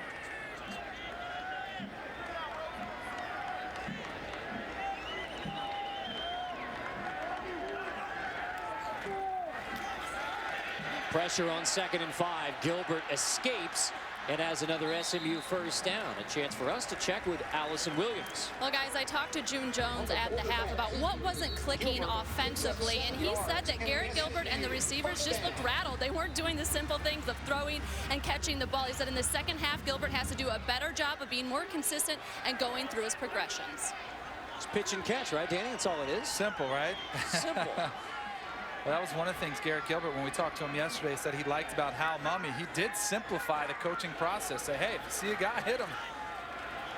There's a guy, he hits him. Yep. That Shedd out of the backfield and picks up a few more. Garrett Gilbert, pretty sharp, although not big numbers in the first half. No, but I mean, he's been distributing the ball around the field. You know, spreading it horizontally and vertically, as they said they like to do. The difference in June Jones and Hal Mummy there, of course, the big play to Jeremy Johnson down the field. Took another couple shots there as well. I think they need to do a little bit better job protecting him as well, because Texas Tech has dialed up some blitz, and they've had some success getting Garrett Gilbert. Here comes another one. 4 sacks by the Red Raiders. Gilbert gets rid of this one. There's a dragging Derek Thompson. Ridden out of bounds, and here's a flag at the end of the play.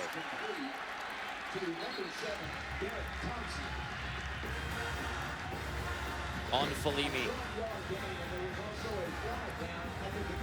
End of the play. I don't know if he did get his face mask on that one, but the way his head kind of went down and you saw the jersey on it, I did not see a face mask there.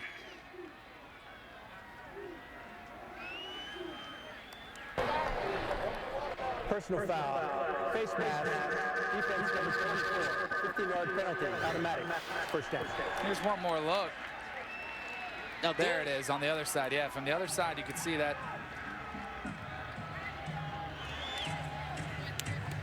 It looked better. It looks more like a face mask from the other angle. You're right, Danny. I mean, there was contact with the face mask, but from that backside where the head gets ripped, close, but the foul goes against Falimi. So 15 yards, it's in the books now.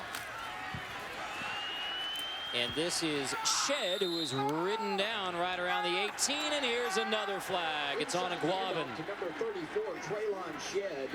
And Shed is down. And there is a penalty marker on the field.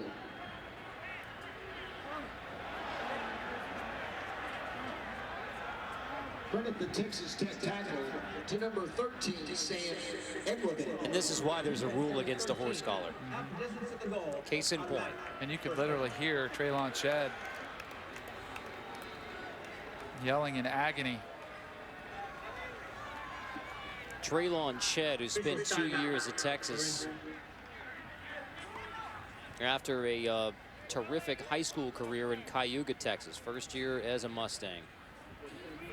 Yeah, his left knee just got rolled up underneath him.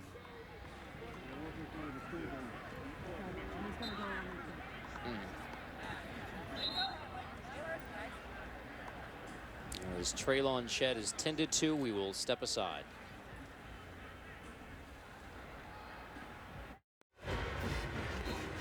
Traylon Shed, his first game as an SMU Mustang, is walking to the training table after going down on the last play from scrimmage. So as Shed is out of the game, Prescott Line in at running back. He's the redshirt freshman, younger brother of Zach, who finished up a terrific career as a Mustang last year. This is Prescott Line taking it inside the 10. So 2nd and goal now for SMU. Mustangs seeking their first touchdown. SMU actually running the football a little bit more frequently than we've seen him up to the point in this game. Maybe a halftime adjustment. They said, hey, we got to try to at least establish some sort of a resemblance of a ground game.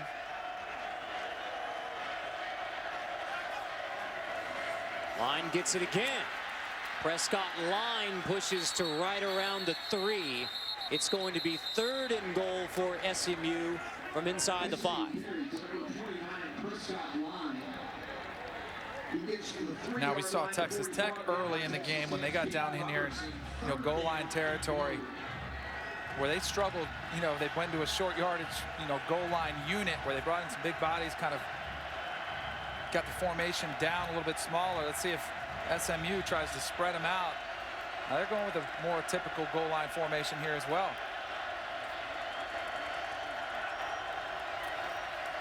Line, fake it to Line, and then Gilbert throws for a touchdown. Flag down on the play. Jeremiah Gaines, the true freshman, makes the grab. Now we check the flag.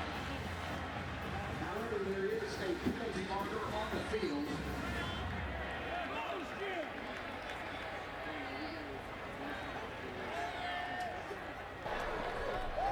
Holding. Offense, number 29, 10-yard penalty. Still 3rd down. And now both teams have had a touchdown wiped out because of a holding penalty. Prescott Line, he's the back. Watch him, he doesn't get the ball. I mean, I don't know how you call a hold. He's getting tackled. The guy thought he had the ball. That's a hold? I'm not exactly sure how that call was made. Boy, that's... I mean, they just kind of wrapped up each other. It was like, I mean, literally, he was tackled. So now 3rd and goal. After that holding call, Gilbert scrambling. Gilbert ridden out of bounds right around the 10. Robertson forces Gilbert out of bounds. It's 4th down and another field goal attempt coming for SMU. That's a touchdown that's wiped out on a holding call.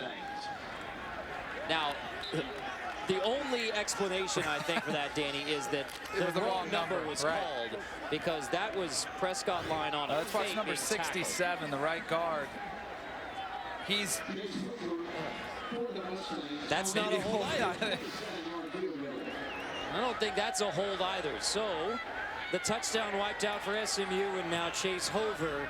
Field goal is no good. He misses from 27. And what should have been a touchdown for SMU is 0 points on the board on the first drive of the second half for the Mustangs. That's got to be frustrating for June Jones to come out your opening drive the second half. You make some adjustments, you run the football with a little more success, and I think he's having a conversation right now about that holding call where the touchdown was called back. Who was the hold supposedly on is question number 1.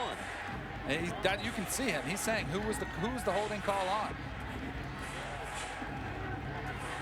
And then because the touchdown wiped out on third down, you have to kick it on fourth, and a 27-yarder is no good. And now the Texas Tech offense takes the field with number 22, Jace Amaro, who had to sit in the first half because of a punch thrown in the bowl game last year.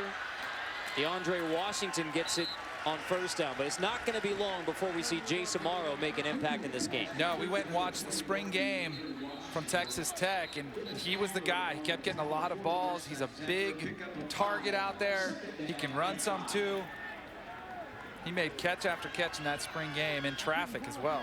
Missed 6 games last year because of the spleen injury, then came back for the bowl game. Punch thrown. That's why he sat the first half, wasn't on the sidelines for Texas Tech. So first action of the year for Jace Amaro.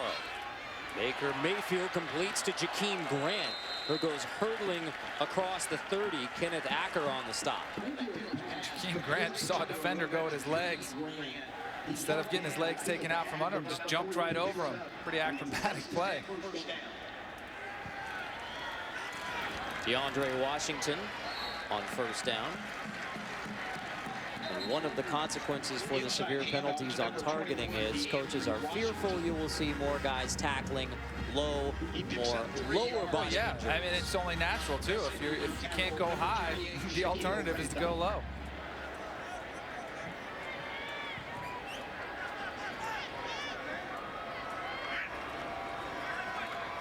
Baker Mayfield completes to the outside Washington. He's wrapped up, make it third down. We talk about the increased penalties for targeting. That includes this year potential ejection from a game. And if it happens in the second half, if you're ejected from a game, you have to sit the first half of the next game. Rogers Redding, the national coordinator of officials, says the goal is to get that out of the game completely. You make the penalty that severe, they'll definitely have to adjust the way they play the game defensively. SMU has called their first time out of the half. Prior to 3rd and 7, timeout SMU. Third down Red Raiders rather when we come back.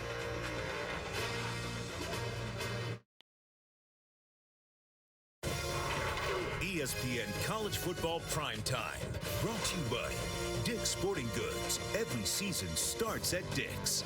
And Buffalo Wild Wings, the official hangout for NCAA football. Coming off another bowl win for a team who didn't get to go to a bowl for a long time until June Jones arrived, and now some anticipation for 2013. A sellout crowd, in fact, the first advanced sellout crowd ever in this stadium's history. Baker Mayfield completes. There's Jace Amaro. That's that post route down the middle of the field. We saw Baker Mayfield have some success with that earlier in the game, and now he's got the even bigger target going down the middle, Jace Amaro. Mayfield complete again. Jace Amaro again on first down. I mean, you're watching number 22. He's 6'5", 260 pounds, and he can run. Red Raiders hurry up, first down again.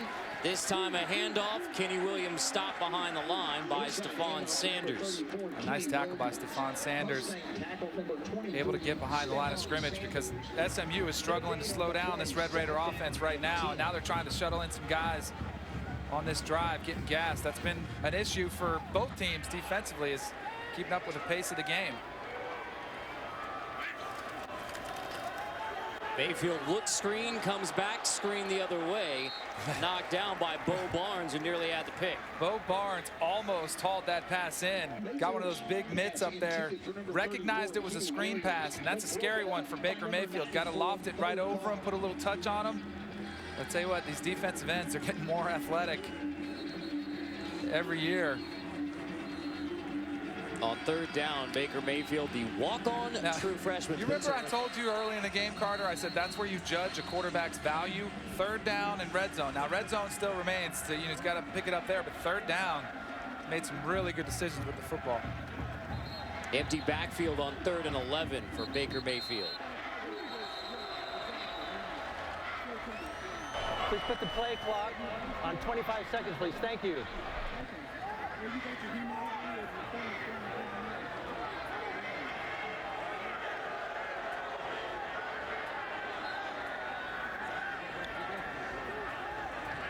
Play clock's rolling without the ready for play signal.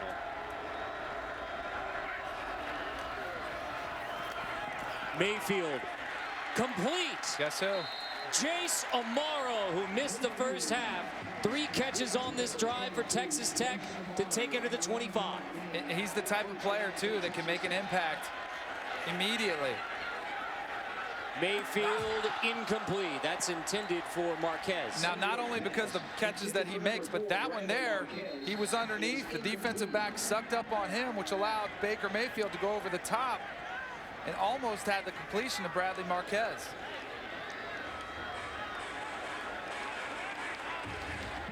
Empty again on 2nd and 10.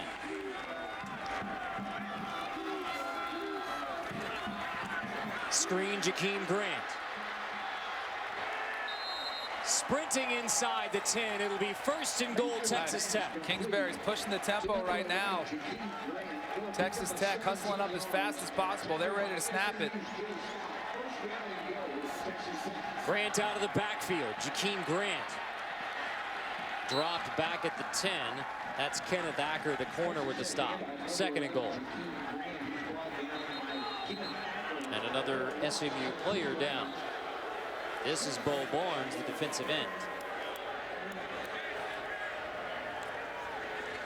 Look at this Texas Tech offense. Really, it seems like some life has been pumped into this offense. I mean, we talked about the impact of Jace Amaro sitting out the first half, coming in here in the second half. And it looks like him and Baker Mayfield have a great rapport together. And sometimes, I mean, you as a freshman core, even though you're young, you haven't played much, you can recognize those guys that get open, that have a knack for catching the football, that are big targets. And you can just see it's kind of infused some life and some energy into this Texas Tech, the entire offense. See Bo Barnes down on the field for SMU. And one of the tactics that has been used against tempo offenses is guys going down. Now, we are not going to speculate, and every official you talk to says there is no way we are going to say pass judgment on the field whether a player is injured, not injured, or whatever. You can't do it. Right. And especially when player safety is the paramount in the rule book, in the NCAA football rule book. So we're not saying that Bo Barnes is going down. Right. For any other reason plus, than too, you got to remember it's that the games, as the game goes on, you're going to start seeing more guys cramp up. You're going to start seeing, guys are going to start getting dinged up. But yeah, Gus Malzahn at Auburn at SEC Media Day certainly wanted to weigh in on that subject. Yeah. And by the way, tomorrow night's Gus Malzahn and Auburn against Mike Leach and Washington State. That's on the U as we continue with our offensive innovators matchups.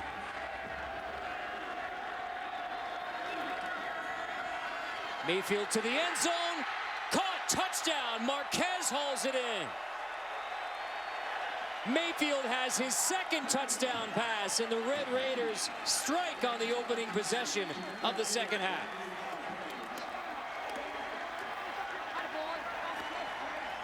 There's the air raid.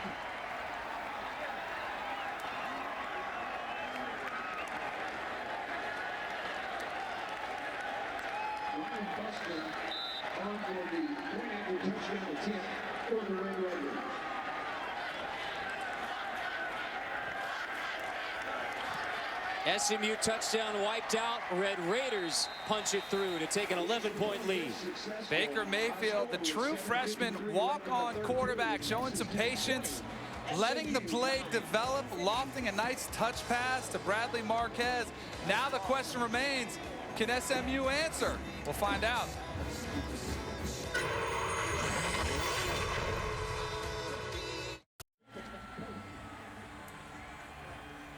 (20-9), Texas Tech on SMU. DeAndre Washington up in the locker room.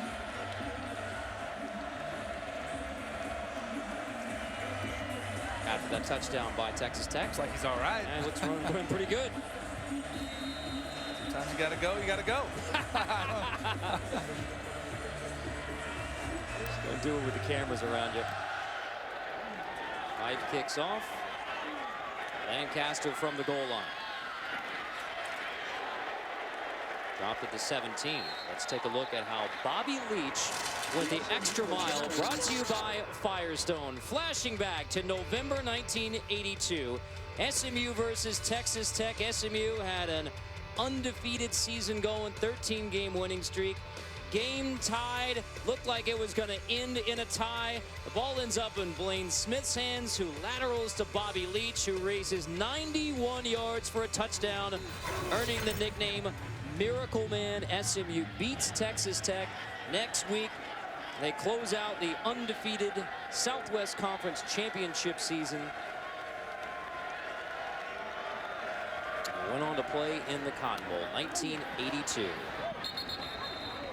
Yes, this is a matchup of former Southwest Conference schools. SMU now in the American Athletic Conference, which has a BCS bid this year, inheriting the old Big East football's BCS bid. Texas Tech now in the Big 12. First and 10, Prescott line gets the handoff. Picks up a couple.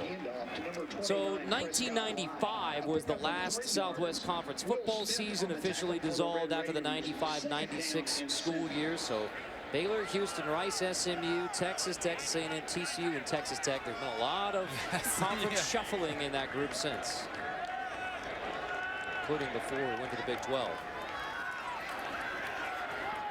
Incomplete to Jeremy Johnson. All right, Carter. Okay. I know there is a lot of time left in this game. Okay. But the way Texas Tech moved the ball on that last drive, the way they've kind of, their sideline right now is full of energy. I think for June Jones and this SMU team, they need to do something good on this drive. Now, they might be just settle for a field goal, but even this third down just becomes bigger, because if you're not careful, things can get away from you. And that's not to say they can't. I mean, they've got plenty of offensive firepower on their own. Making this a critical 3rd and 7.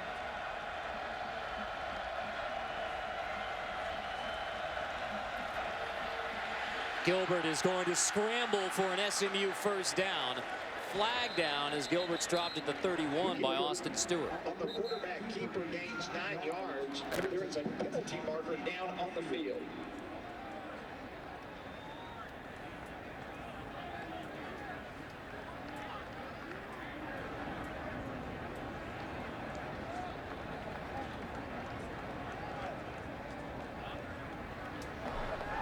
During the run, holding, defense number 30, 10-yard penalty enforced from the end of the run. First down. One of the things about Garrett Gilbert that's been impressive is his ability to run the football. It's kind of a newfound gift that he's discovered last season. Here he notices downfield, everybody's covered, defenders are backing out in their drops, notices the middle of the field open, knows he needs 7 yards, went up and got it. That was one of the things they said. They're not going to call so many design quarterbacks runs, but one of the things that his coaches emphasized to Garrett Gilbert was, if you don't like it, tuck it and run it. And SMU gets that critical 3rd down conversion. Tipped ball, incomplete. That is the worst feeling as a quarterback, when that ball is tipped in the air, what seems like forever. There were a couple Red Raider defenders that looked like they had their eyes set on it. So Dartwan Bush got a hand on it. 2nd and 10 now.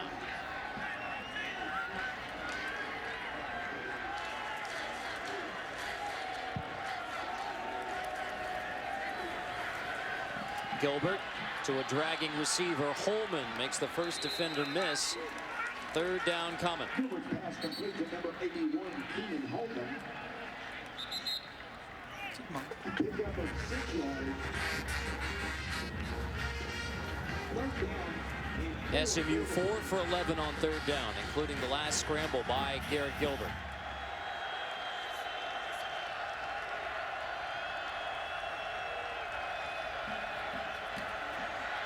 Gilbert scrambles for another first down, cuts it back inside the 25.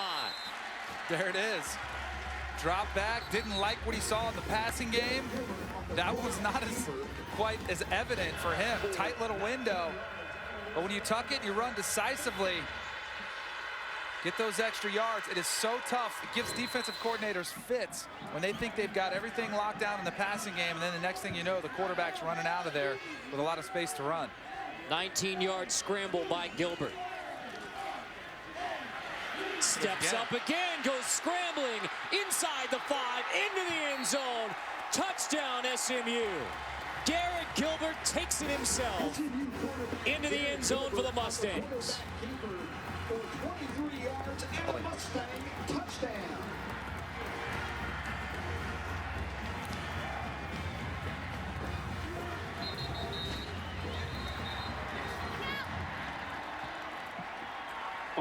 SMU finally into the end zone. It's number 42, Chase Hover. Over for the PAT. He missed a 27-yarder earlier in the third.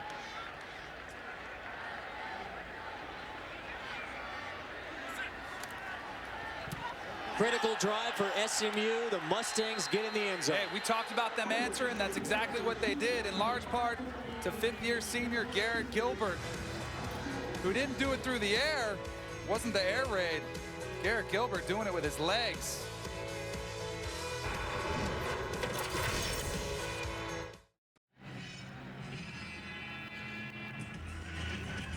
Garrett Gilbert with his new offensive coordinator, Hal Mumme. Boy, it's been quite a journey for Garrett Gilbert. From Lake Travis High School to Texas, the BCS championship game.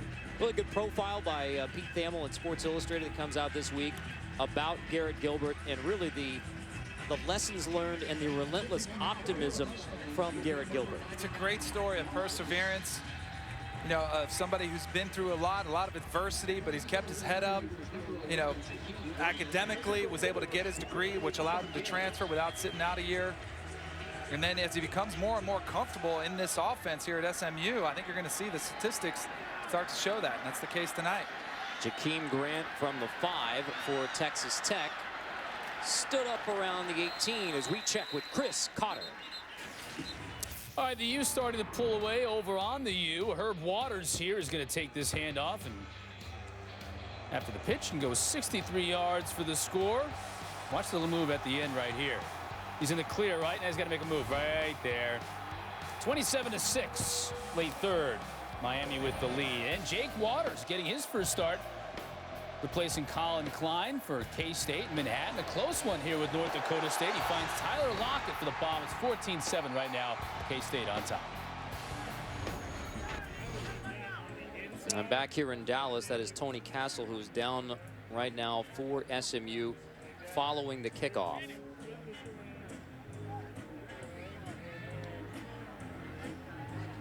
Chance to remind you about Saturday night. Potential national championship implications, potential Heisman implications as Dick's Sporting Goods kickoff week continues with Georgia versus Clemson. Saturday night, primetime, 8 Eastern. You know the importance of this game, right, Carter? In the BCS, SEC? oh, there's a lot on the line. But in the BCS era, only one team has lost in week 1 or 2 and gone on to play in the title game. That was in 1998. Florida State lost week 1 to Miami. Went on to the national title game, lost to Tennessee that year. But since then, if you lose week 1 or week 2, you're done. This note from Brett McMurphy, I mean, you have to go back to Colorado in 1990 for a national championship team who didn't start the year 2-0. Now, I think that trend could be bucked. I think Georgia, if they play them tight and they happen to lose, they could come back south. Their schedule, if they could, you know, have one loss, they could do it easily. That's Kenny Williams to near the 20, and you can lose a game early, especially in the SEC. If Georgia comes back and wins the SEC championship, that has almost become a de facto play into the automatic championship bid. game. Right. So big game, but not a season ender, a championship ender, especially for the Georgia Bulldogs if they don't win. Mayfield steps up. Nice throw, nice read, getting it to Marquez again. I can't say enough about how impressed I am with Baker Mayfield. The decision-making, the awareness of when to get rid of the football when there's pressure, adjusting his throws on the fly. And that might look like something simple, but not making a bad play really worse. And a late hit on Mayfield. Bo Barnes. Receiver number 4 was in the area, so there's no intentional grounding. Personal foul. Roughing the passer, number 94 in the defense. 15-yard penalty and an automatic. First. So a busted play turns into 15-yard penalty. Mayfield wasn't ready for the snap. And, I mean, Baker Mayfield may be a walk-on true freshman, but maybe he deserves some credit for his acting skills there as well, because that to me did not look like a vicious hit. Enough for a 15-yard penalty, take it out of the 45. But the reaction got it. Mayfield has led touchdown drives his last 2 possessions. That's knocked away by Acker. You know, Hank Carter, his high school coach at Lake Travis, said, we kind of expected Baker was going to prove a lot of people wrong because he was not offered the scholarships by the schools he wanted to go to. He was offered scholarships by places like Washington State, where Mike Leach is, by Rice, offered and recruited by a lot of schools, but he's a walk-on at Tech. Showing off the arm, going deep. It is incomplete, intended for Reginald Davis. Had Reginald Davis had a step on the defensive back. Ball just kind of drifted out of bounds for Baker Mayfield. I just keep going back to the fact that Baker Mayfield only a few months ago was walking down, you know, in a cap and gown to receive his high school diploma.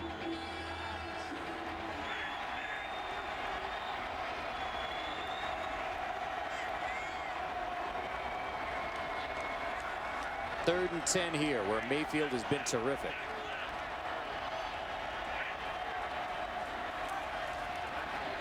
Scrambling. Still scrambling. Fumbles! Mayfield recovers his own fumble. Hope applies the pressure on Mayfield. Is sacked.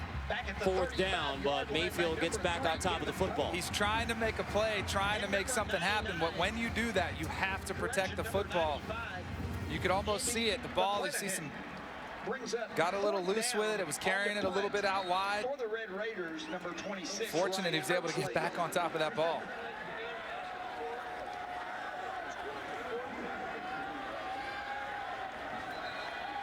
Blake Poston is back here for SMU. Erxleben to punt again.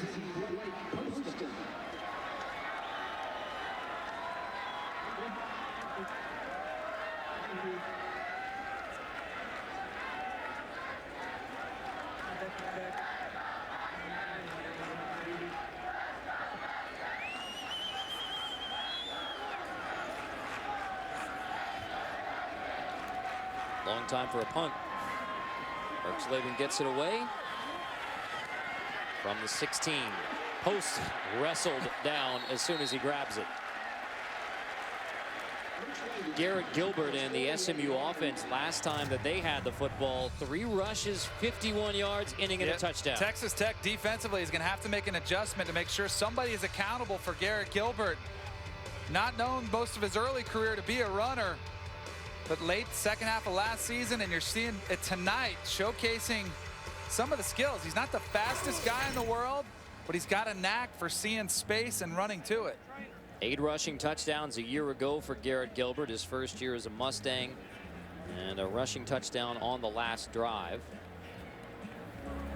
That's McGuavin down for Texas Tech, number 13 on the special teams play. He plays the Mike linebacker position for the Red Raiders as well, so that's a key loss for at least a play for the Red Raiders.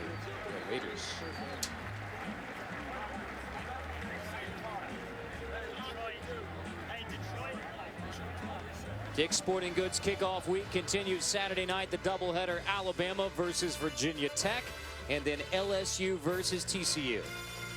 Tell you what, watch out for TCU. Gary Patterson, always defensively, his team is going to come to play. And then Casey Pahal, unbelievable quarterback, great story. You know, had some personal issues, but you can't deny the fact that he is a quarterback who knows how to execute, knows how to win games. It should be a fantastic game. Oh, that's if he starts. There's a quarterback controversy at I will TCU be as well. shocked if you don't see him the majority of that game.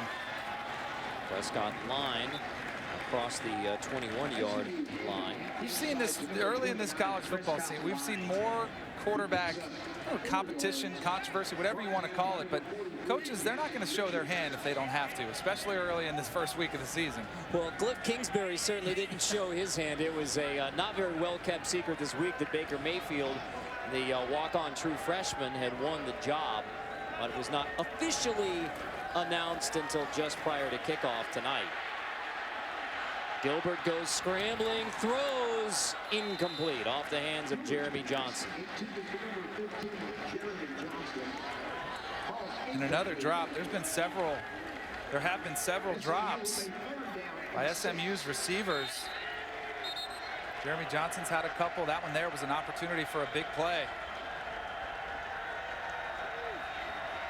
Only two for 4, although Gilbert has scrambled effectively a couple of times on 3rd down, including on the last drive. And this is where somebody on Texas Tech has to be spying on Garrett Gilbert. Pressure. Gilbert sacked back at the 11. Forget the spot. Let's just go get him. Or you just send guys right up the gut. Smith and Alway bring the pressure and get to Gilbert. I mean, the middle of the field, which has been what has been wide open and what Garrett Gilbert has been able to attack. Well, number 7, Will Smith, he lines up right in the middle of the field, comes right up the heart, unaccounted for, and a big sack for Texas Tech. Matt Wallerstedt's defense, 5 sacks tonight for Texas Tech. Jacobson bobbles the punt, gets back on top of it around the Pony's mane at midfield.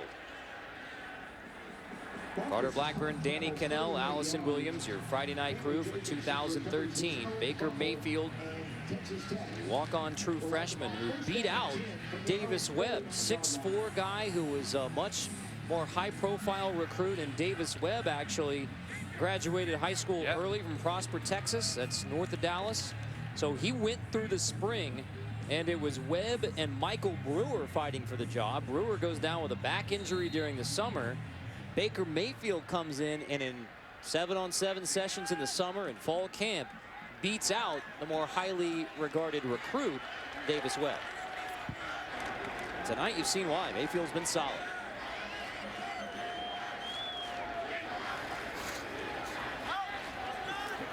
Tipped, incomplete. Sanders got 2 hands on it. Dangerous throw right there, just a hair late. Trying to go to Jordan Davis outside. But you talk about freshman quarterbacks. We are seeing so many more guys. It used to be unheard of for a freshman to come in and have success. In the last decade, last 5 years, it's really a tribute to guys, the 7-on-7 camps. They're playing football year-round. They're playing these offenses that they're running in high school. So they're ready to go. Fumble. Mayfield picks it back up at the 35, but he'll be sacked by Zach Ward after another fumble. Bo Barnes knocked it free. Mayfield got on top. Wood finishes it off. Again, last series, Baker Mayfield fumbled a ball too. That ball is just loose. You got to make sure you secure that football when you're scrambling around, especially that a defense starts recognizing that. They'll start swatting at it, trying to do their best to knock it out of your hands. 3rd and long.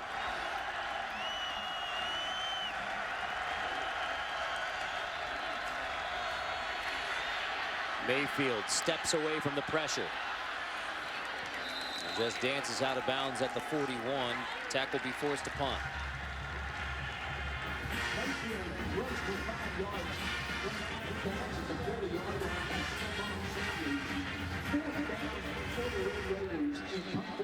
Number 26, Ryan Ertzladen. 2 minutes left in the 3rd. It'll be post and back again for SMU.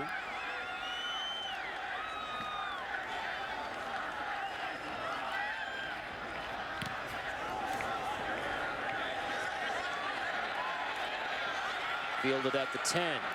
Dropped at the 7. We check again with Chris Carter.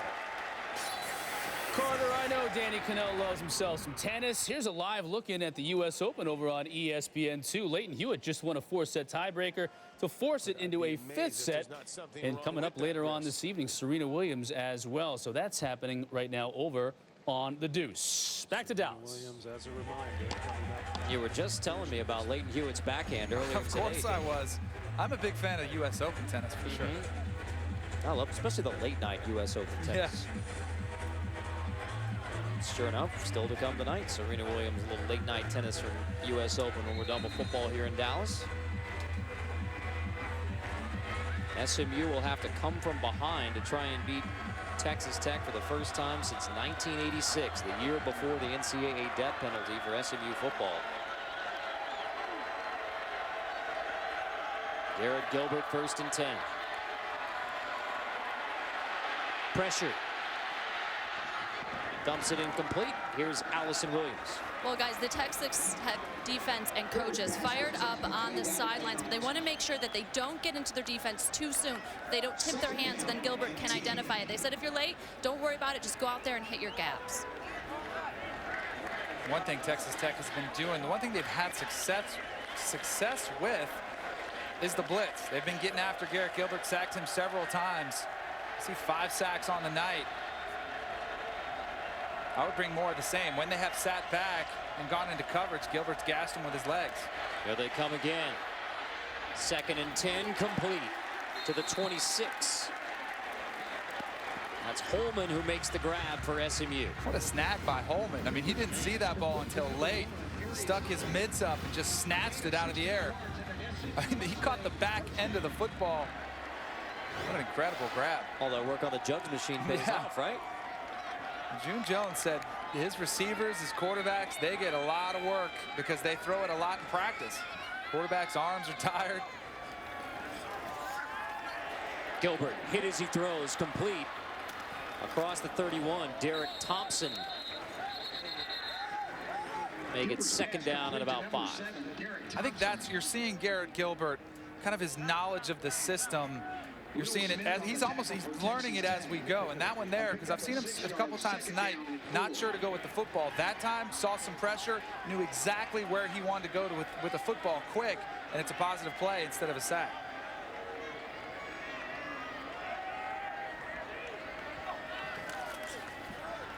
Screen, Johnson spinning for an SMU 1st down at the 36. 1st and 10. Clock stops temporarily with 22 seconds. 15, Jeremy Johnson.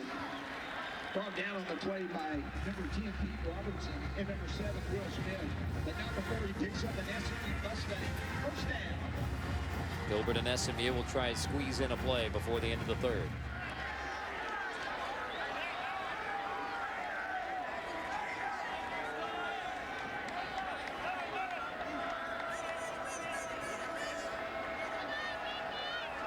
Didn't get it off. So we head to the 4th quarter in a 4-point game between the Red Raiders and the Mustangs to begin 2013.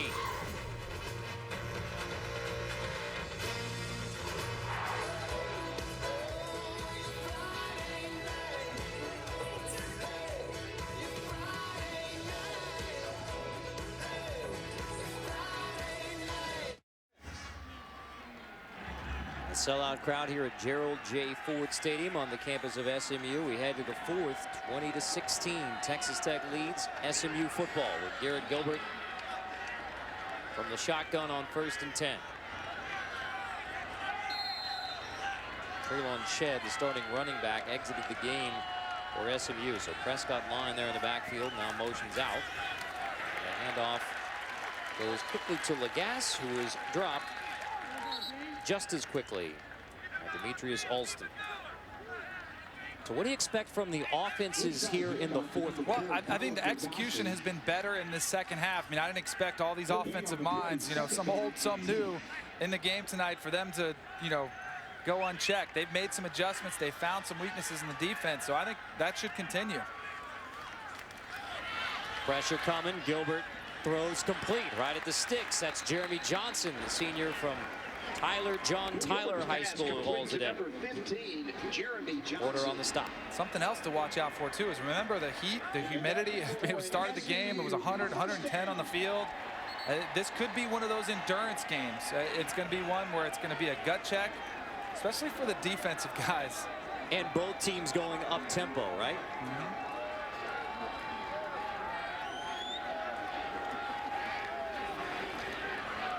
Over the middle, dragging receiver Johnson again into Texas Tech territory. Back to Allison Williams.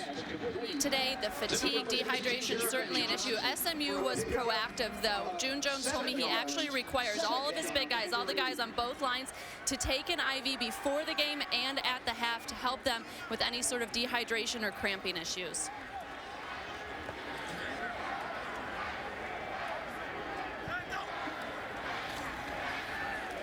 Gilbert bouncing on 2nd and 4. It's incomplete. Thompson laid out. Trey Porter gets the hit. Seen so many of these crossing routes, and this is really Hal Mumme, the new offensive coordinator who's contributing to June Jones' run and shoot. He's given his air raid principles, but some of these, what they like to stretch the field horizontally to get vertical. Some of these crossing routes, you do feel one thing, Carter, is that one of these they're going to catch and run with a long way. 3rd and 4. Gilbert checked down, Prescott line, rumbling to the 40. There is a flag down. Gilbert's pass complete to number 29, Zach Ryan. A pickup of 9 yards, but there is a penalty flag on the play.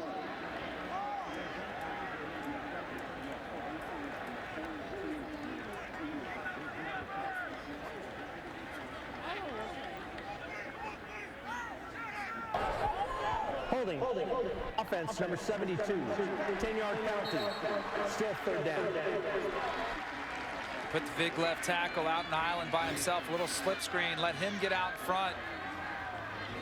He's grabbing a little bit too much jersey in number 7, Will Smith. And really, if you're a big guy, you know, big left tackle, just throw your body in him, get him down. You know, don't even mess with his upper half with the jersey. As soon as we are done here from Dallas Sports Center, now on ESPN News. Sports Center is next on ESPN, including Phil and Tiger highlights, your U.S. Open update, your college football update. Looking ahead to a full weekend, including Georgia-Clemson tomorrow night from Clemson, South Carolina. Trey Porter walking off the field prior to 3rd down and long for Gilbert and the Mustangs.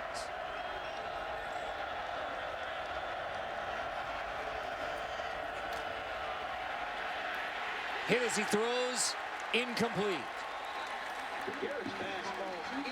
Micah Alway gets right in the face of Garrett Gilbert. This is one where I kind of watch Garrett Gilbert and I see some indecision. You know, talk about becoming comfortable in the system. Bottom of your screen, watch number 1 come across the field. He's wide open. Garrett, just give it to him. He turns it up. He can get that 1st down for you, turn that into a much bigger play. I know you want to throw the ball downfield 3rd and long, but sometimes the way it's designed, Hal Mumme's over there talking to him, it's by design. You can throw it underneath to get the 1st down. Sadell Foster, fair catch at the 21. Foster exited the game earlier with a leg injury. Good to see him back in for the Red Raiders. Texas Tech football, 4-point lead at SMU.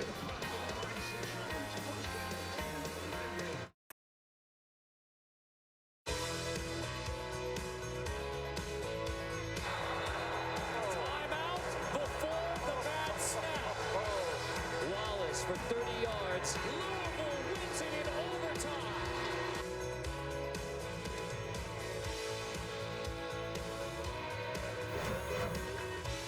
Friday night through the years has given us some wild moments. And here on Dick's Sporting Goods kickoff week, a sellout crowd at Gerald J. Ford Stadium. We got 13 minutes to go. It's a 4-point lead for Texas Tech, but 2 offenses capable.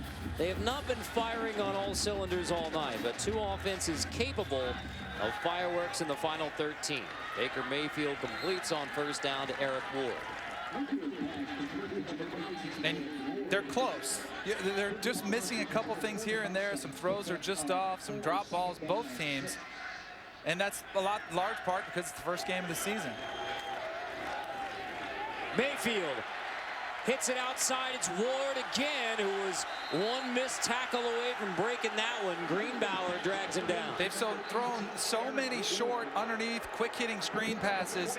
That time you saw Baker Mayfield pump to the outside to number 11, which allowed Eric Ward to sneak up the outside. Another great throw from Baker Mayfield. Back to Ward again. 3 straight completions to the senior from Wichita Falls Rider High School, Eric Ward.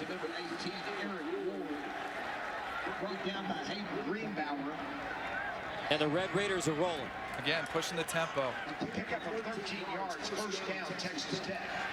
Right back to Ward. 4 straight completions to Eric Ward, and he's taking the Red Raiders inside the 30. Well, they're trying to force the issue here, and Eric Ward is having a ton of success. And I love the fact that Cliff Kingsbury's like, you know what? You guys aren't stopping it. I'm going to keep going to it. Roll out from Mayfield. Throws it away. Mayfield's pass incomplete, intended for number 4. Eric Ward, 4 straight catches. He is officially a Texas Tech alumni, graduated with a degree in human development, family studies, now studying for a master's degree. Wife Kenzie, son Jayrick, the 5th-year senior now in grad school, Eric Ward, who's caught 4 passes on this drive. He's out on 3rd down.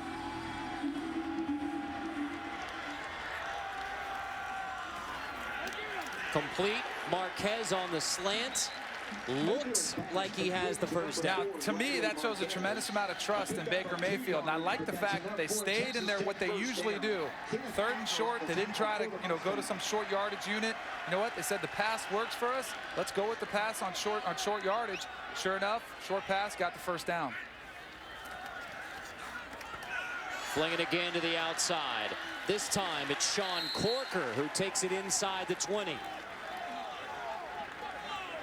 In SMU, a player down here, it's going to stop the clock. To number 9, Sean Corker. And it'll allow SMU to catch their breath. And I think a large part why they're getting some of these short, quick passes is you're seeing SMU go three-man rush, dropping 8 into coverage, but they're pretty soft. They just don't want to get beat, and they're just taking those easy passes. Mayfield and the Red Raiders up by 4.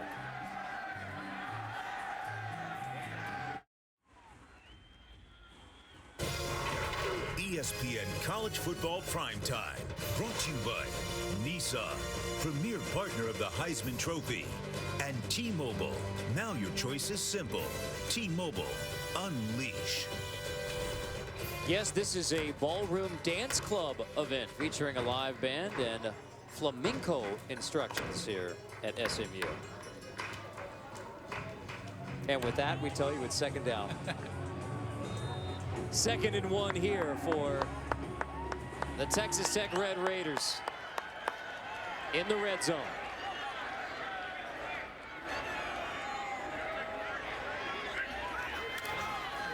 Mayfield flings incomplete.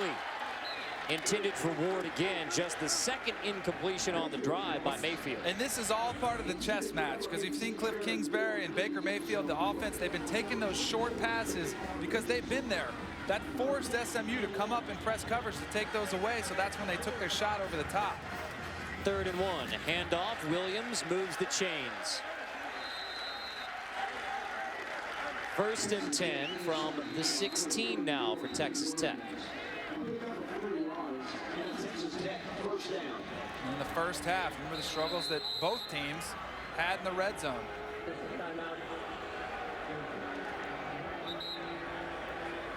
That's Bo Carpenter, the junior right guard for Texas Tech, who was down. And the Texas Tech offensive line is pretty thin. Tony Morales, who was expected to start on the offensive line with his twin brother Alfredo. Tony is injured indefinitely. And this is Bo Carpenter, the right guard.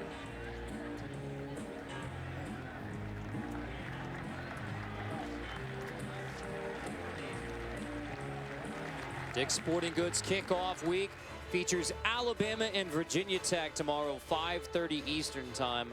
Logan Thomas has a new offensive coordinator. Scott Loeffler with Virginia Tech. Can Logan Thomas bounce back and threaten Alabama tomorrow? I think it's going to be a tough task, to put it lightly. I mean, Alabama looks like, you know, they're going for 3 in a row. Nick Saban, an entire offseason to prep for this game. But Logan Thomas is a big physical quarterback. But I'm just very concerned about Virginia Tech. They've had so many injuries in this fall camp. What he's going to have to work with around him. 1st and 10 for Mayfield, fling into the end zone again, knocked away, flag down. Parks knocks it away from Eric Ward, but there is a flag. Number 18, Eric Ward in the end zone. The pass is incomplete, defended by number 1, Chris Parks. There is a penalty flag on the play.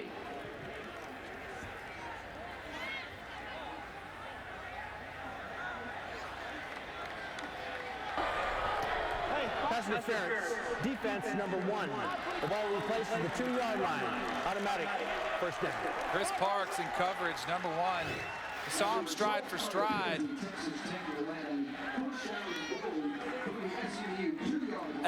To me, it looked pretty good cover. You see some of the hand inside the jersey right there. He's an offensive guy. I love the call. But regardless, 1st and goal here for the Red Raiders. Oh. Bungled handoff in the backfield, and Williams is ridden out all the way back at the 15. That might have been the hardest hit we've seen all night, was by his own guy. Both backs in the backfield. Watch him crisscross directions. DeAndre Washington and right into his back in the backfield. Kenny Williams, but that's a pick play in the backfield, right? You're not supposed to have pick plays. Hey, it's the first game of the season. That's like the type of stuff happens. So 2nd and goal now, all the way back at the 16. After that not top 10 moment between Washington and Williams. Mayfield goes scrambling into the end zone. Touchdown, Texas Tech. Mayfield's guns are up. 2 passing touchdowns, and now a rushing TD for the walk-on true freshman.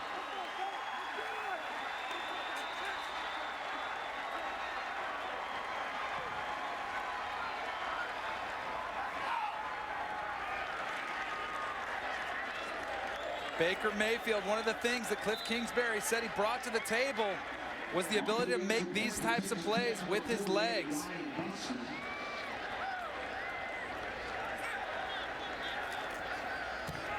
Boston's PAT is good, and Texas Tech has an 11-point lead now on SMU. Looks like Cliff Kingsbury made the right choice sending Baker Mayfield out there tonight for the Red Raiders. The walk-on true freshman has impressed through the air tonight.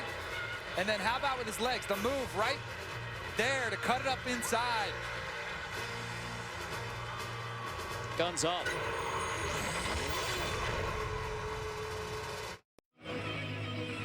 Now, if you were with us in the first half, you saw Baker Mayfield get into the end zone with some help from Eric Ward, but maybe too much help from Eric Ward. Right, Eric Ward here. You see him right bottom of your screen.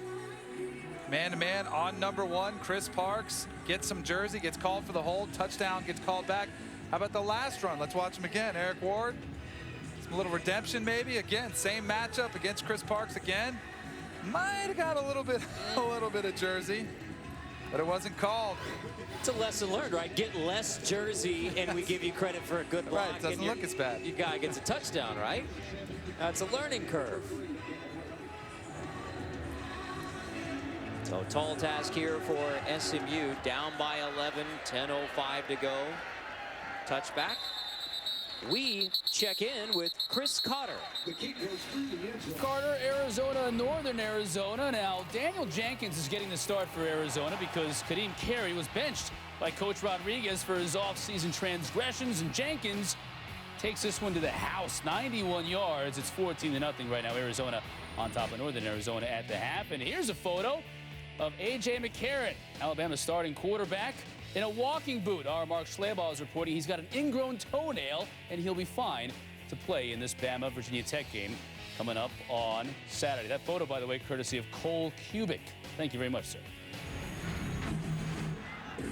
Well, the word is A.J. McCarron, even with the boot because the ingrown toenail, that all systems are go for the championship quarterback for the Alabama Crimson Tide. 11-point lead here for Texas Tech on SMU. 10:05 to go. Gilbert throwing on first down, complete. That's Jeremy Johnson. I'd like to see SMU match Texas Tech from an energy level. I mean, Texas Tech just this second half just has seemed to have some more passion, more urgency, more excitement about them. SMU just hasn't looked like they've matched that. And I'd like to see that from them, or they're going to get caught losing this game worse than they are now. Quick hitter complete. That's Darius Joseph. First down SMU across the 35. It's a bullet on the stop for Bruce Jones. First down, SMU.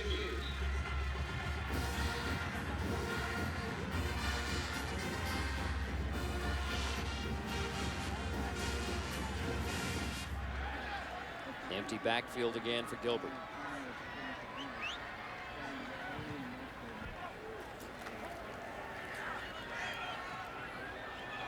Off the hands of Jeremy Johnson, another drop.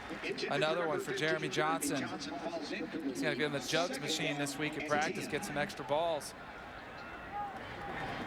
And, you know, we talked to the coaches for SMU about Garrett Gilbert last year, and they said last year he was plagued by a lot of drops. Really one of the reasons they thought his completion percentage would have been a lot higher. And again, you're seeing it being an issue tonight. Gilbert was 53% completion percentage last year. They wanted to be 65 or better this year. Flag down before the snap.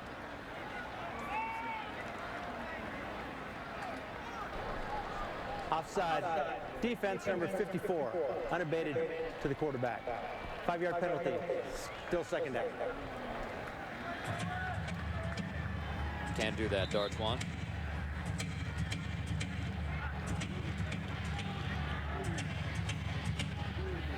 Second and 5 now.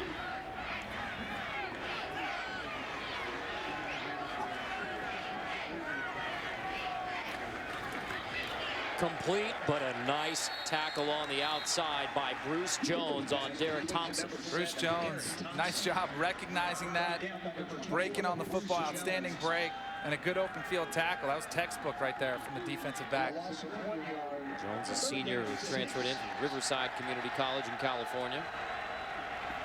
Tackle for a loss of 1 makes it 3rd and 6.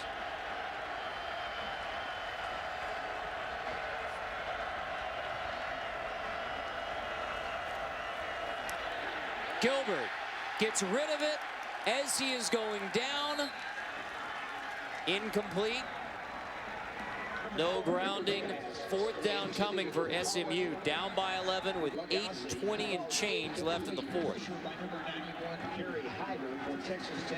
Still plenty of time left in this game. That's what SMU to me looks defeated already. It's just from body language, from energy level. I don't see a fire. Loftus punts.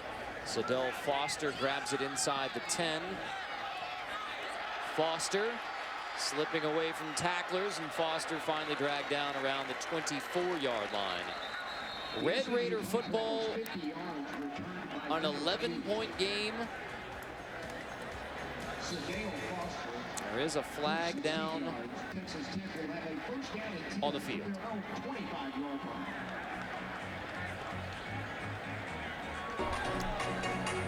Eagle formation, kicking team, not enough men on the line of scrimmage. The 5-yard penalty will be enforced from the dead ball spot.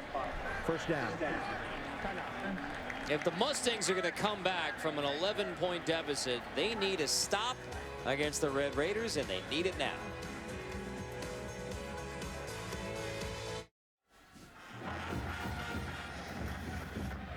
It's been since 1986 that SMU has defeated Texas Tech when they were in the Southwest Conference. That was the year before SMU was program went away for 2 years, the so-called death penalty from the NCAA. 1 year, and then self-imposed ban the 2nd year.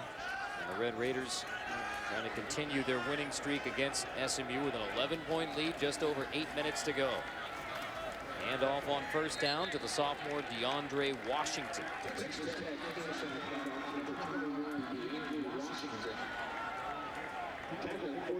And now we'll see what Texas Tech does tempo-wise with an 11-point lead in the fourth quarter. Mayfield takes a shot downfield. Ward's got it. Stepping out of bounds in SMU territory. I don't think they changed at all. I mean, Cliff Kingsbury has said we're going to be aggressive. We're going to go out there. We're going to take it to other teams. And that's their philosophy. They're going to stay aggressive, keep calling balls down the field. And they're just keep running the no huddle. Ward now 128 receiving yards, and he adds more inside the 10. Shoved out, first and goal, Texas Tech, as Eric Ward has taken over the fourth quarter with Baker Mayfield. These outside plays are made. Watch number 11 right in front of him. His fellow wide receiver, Jakeem Grant, opened that up for Eric Ward to make that huge gain. And that's what Cliff Kingsbury told us. He said, my guys will fight even when they don't have the ball, the other guys around him. Ward steps out. Actually stepped out at the 16. So gain of 20 on that one after a gain of 30 before it. Ward now 148 receiving yards, and give him 2 more for an even 150 on the night.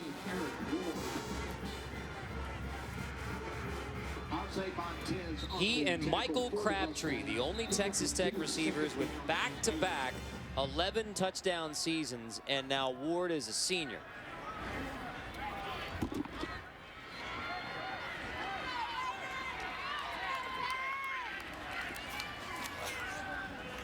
Mayfield completes. That's Williams out of the backfield inside the 10.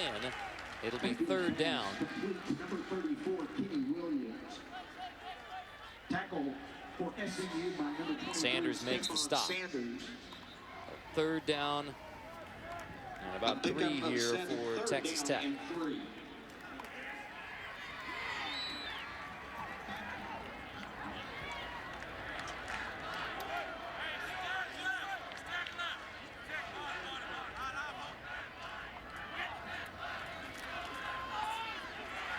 Mayfield finds his check down complete to Washington. First and goal, Red Raiders. DeAndre Washington completely wide open, forgotten about the defense, busted coverage. Baker, if he could have kept him up on his feet, he would have walked in for a touchdown. Instead, he stumbled, couldn't get back up, and he was down.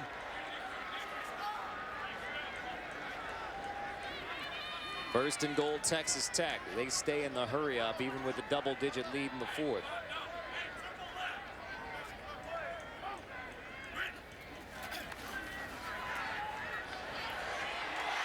Touchdown! Jakeem Grant hauls it in. The third touchdown pass of the night for the freshman walk-on Baker Mayfield. And the Red Raiders are rolling in the second half.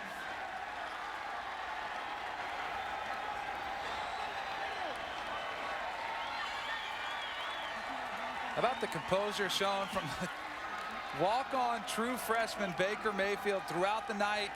And really, the thing that from his first snap till now, he's looked the same. He came in, looked comfortable, running the offense, making good decisions, has gotten better at executing it, but from just composure standpoint, confidence, really impressive tonight. Those look like numbers for a Texas Tech quarterback. 40 of 56, 362 yards, 3 touchdowns. The air raid is back. Beautiful read, great anticipation, throwing the corner over the top. Just a little smash concept.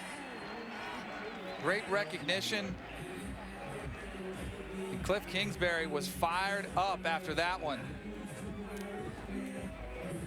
I think he's fired up not only because he knows that put the dagger in this game, but I think he knows what he has on his hands right now, and that's a quarterback that could be the quarterback of the future. I mean, I know Michael Brewer is supposed to come back from a back injury, but if you put up numbers like this, look what he did with a freshman last year and Johnny Manziel. Cliff Kingsbury did at Texas A&M. This could be the guy. He's been special. I think maybe he'll get a scholarship before long, don't you? I think it will probably be the first available opportunity. Mr. Mayfield will be offered a scholarship. And the number's excellent, especially in the second half. You know, talked to Mike Leach earlier this week about Cliff Kingsbury. Mike Leach said, yeah, of course, he's got all that GQ stuff going on, and our coach is hotter than your coach. But what Mike Leach says is he is an incredibly tough person. Mike Leach talked about a first game when they played Texas A&M, and Cliff Kingsbury took a beating and still threw for 350 plus. And that's the kind of toughness that sometimes gets overlooked because he's a 34-year-old, let's just say it, good-looking head coach on the Texas Tech sideline. Baker Mayfield showing a lot of maturity tonight in a lot of ways. How about after his touchdown, he comes over, checks on his injured offensive lineman, making sure guys are okay. That's 72, Bo Carpenter with his pads off over there, who got injured on that drive. And you can be a leader. You have to be a leader at the quarterback position. It doesn't matter if you're the youngest guy on the team or you've only been there. By default, you talk in the huddle, you lead the team down the field, you lead guys off the field. You have to be a leader, and it sure looks like Baker Mayfield is perfect for that role. And number 6, Mayfield, goes 6 for 6. Touchdown on that drive. SportsCenter is coming up next on ESPN. It's on ESPN News right now. An update on A.J. McCarron.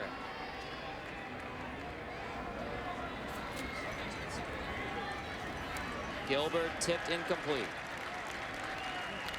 SportsCenter coming up next on ESPN. Second down and 10. Serena Williams about to play in the U.S. Open on ESPN2.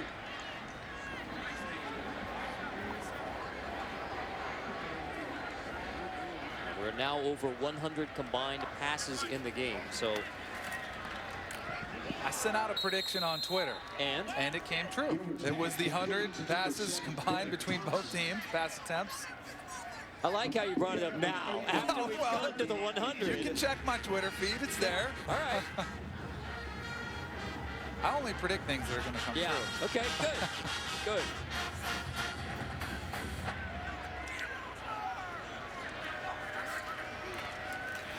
Gilbert. Incomplete. 4th down coming here for SMU. 5:15 to go. Texas Tech big lead. Gilbert in the offense appears to be staying on the field. There's 106 passes total now in the game, Danny. Both teams heavily skewed toward the pass game. 4th down for SMU. Complete. 1st down. Jeremy Johnson moves the chains. J.J. Gaines there on the stop. And now if you're SMU, you know, if you're June Jones, Hal Mumme, you're probably not going to come back, but you need to get some work for your offense. I mean, they've struggled tonight at times. They've had some glimpses where they've shown some good things and been able to move the football.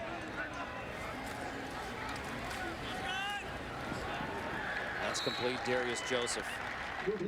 SMU has a home game against Montana State next week, and then on the 21st, so after an off week, at Texas A&M. That will be following the Texas A&M Alabama game. SMU going to College Station to take on those Fighting Aggies at Texas A&M. That's incomplete. 3rd down again. The Texas A&M Alabama game has already, that's been on everybody's calendars. Any college football fan across the country, that's the one people want to see. The rematch, Johnny Manziel, see if he can do it again. It's been on the it's been on loop in the Alabama weight room throughout the offseason as well. So circled by all of the Crimson Tide.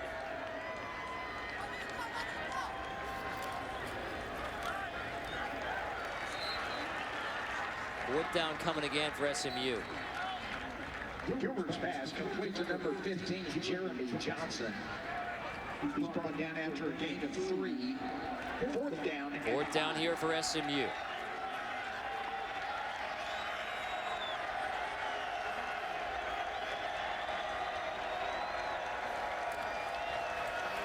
Gilbert hit as he throws, incomplete. Tech football, less than 4 minutes to go. The Red Raiders are closing in on an opening win in 2013 in Cliff Kingsbury's head coaching debut. Downs to Texas Tech. And in continuing to talk about Texas A&M and Alabama, Cliff Kingsbury, quarterback coach, offensive coordinator last year under Kevin Sumlin at Texas A&M, asked Coach Kingsbury about Johnny Manziel on the field and what he wanted to see in year 2. I think the same thing that Jake Spavital, now the quarterback coach at A&M, wants to see. Pocket presence, with everything aside, on the field, pocket presence improvement from Johnny Manziel in year 2. Well, that's going to be the biggest difference. That's what every team is going to adjust to Johnny Manziel. It's going to be, all right, we know what he can do with his legs when he's outside of the pocket. Let's make him beat us from the pocket. So we'll see if it happens. That's going to be the adjustment people make. You go 2 years ago at the University of Houston. It was Case Keenum in 2011, Manziel last year. So 2 excellent quarterback seasons for the last 2 quarterbacks that have worked under Cliff Kingsbury. And worth saying again, this is just his 5th season as a coach. It's truly remarkable how fast he's gotten to this position, and everywhere he's been, his offenses have been lethal.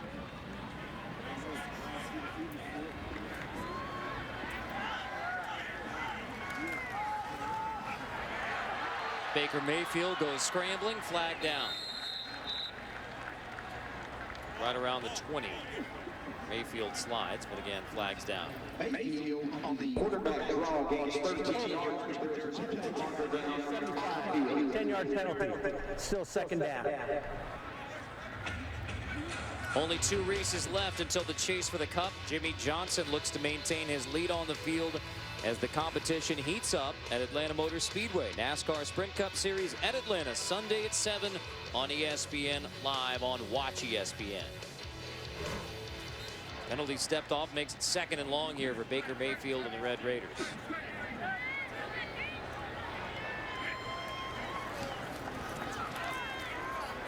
Mayfield complete. Boy, that's a great throw to Jordan Davis to move the chains on 2nd and long. Through his first collegiate touchdown pass, very similar, the exact same route, post over the middle of the field. First down to Texas Tech.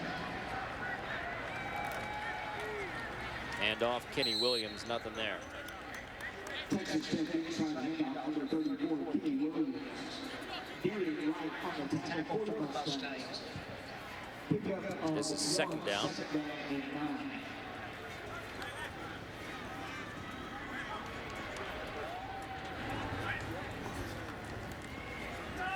Screen complete.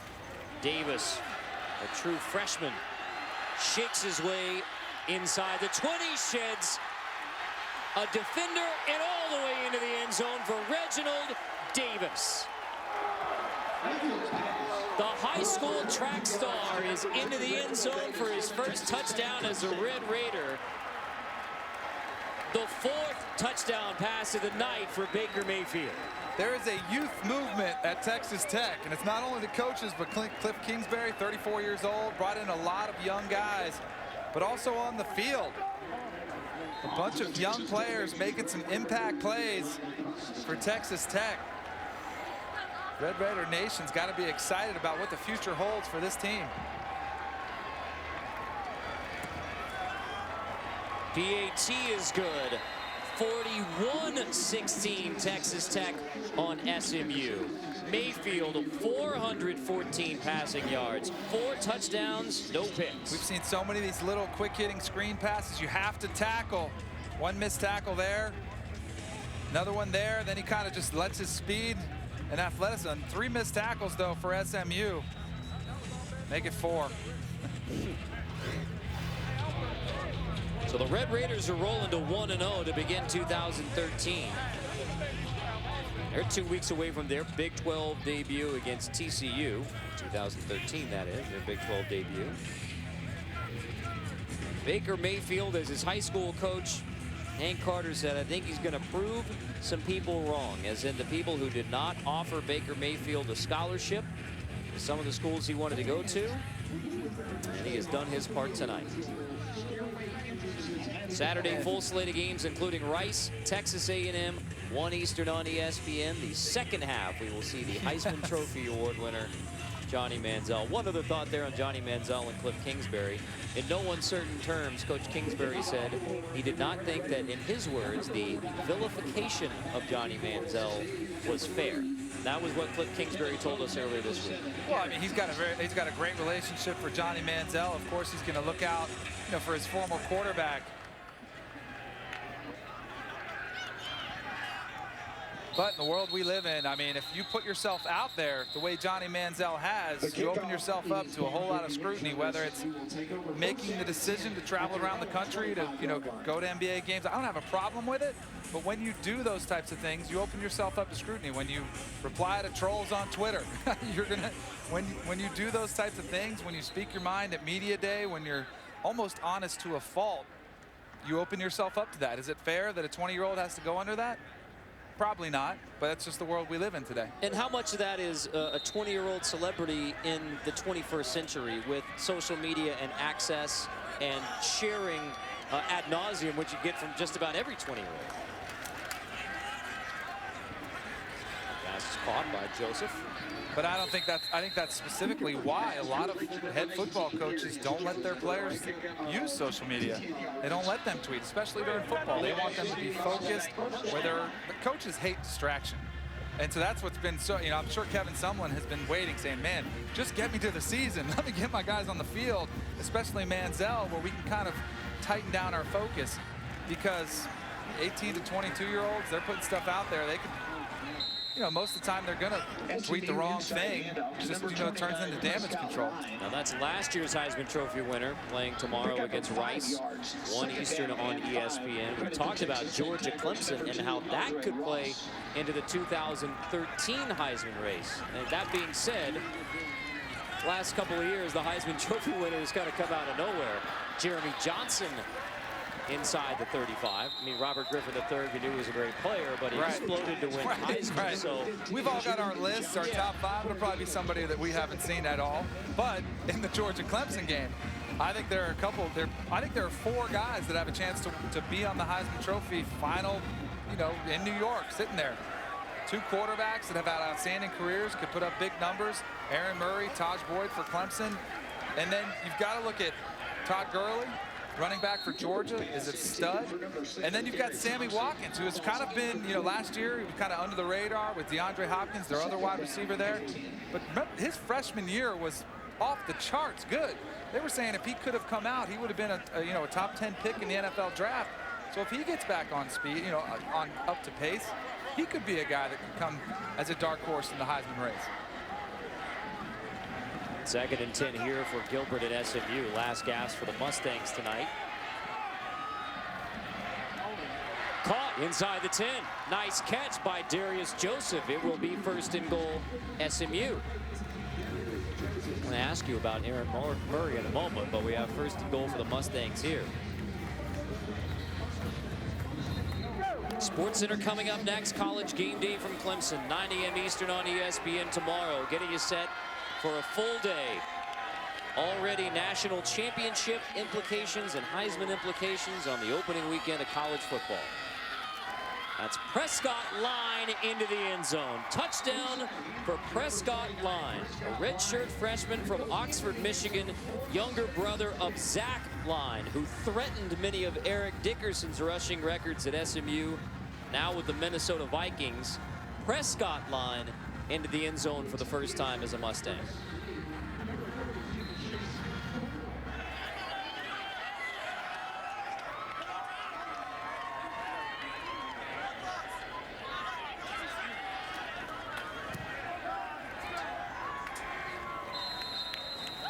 (41-23) now. Texas Tech on SMU. Carter Blackburn, Danny Cannell, Allison Williams, our Friday night crew here, with Texas Tech rolling towards a 1-0 start in 2013. So turning our attention more to Saturday, and Georgia Clemson in particular from Clemson, South Carolina, another SEC-ACC matchup. Talking about all the different Heisman Trophy candidates and potential top 5 NFL picks, but for college and for the national championship implications, How important is it that Aaron Murray plays well in the big game against Clemson? It's big. I mean, you look at his record against top 25, against ranked teams. That's where he hasn't had the most success. So for him to kind of get that label off of him where he can't play big in big games, I don't think it's deserved because he's playing an incredibly tough schedule. And you saw he was one batted pass last year from being the SEC champion. I mean, if they could have knocked off Alabama, they had so close. He was right there. But unfortunately, that's what you do. You play the position, you play quarterback. You've had a career like he has. People want to see him take that next step. So for him, it's a huge game, huge magnitude for him. 3 SEC-ACC matchups. We saw one last night. That was South Carolina with a solid win over North Carolina. Then you've got Georgia, Clemson, Virginia Tech, Alabama. What if the 3 SEC teams in dominant fashion beat the 3 ACC teams, including a top 10 Clemson team? What if? I don't think anybody would be surprised. I mean, the ACC has been the 4th or 5th best conference. Onside kick from SMU.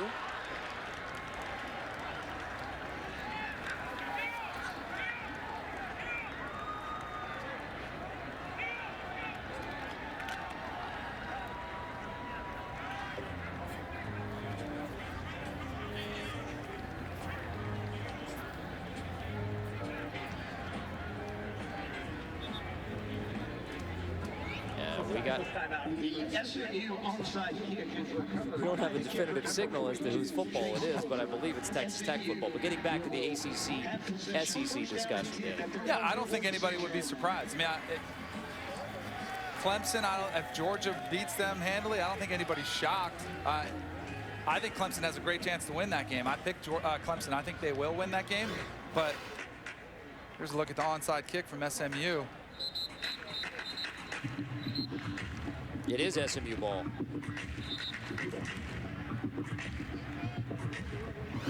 Yep, Hover recovers it. Good onside kick execution from SMU.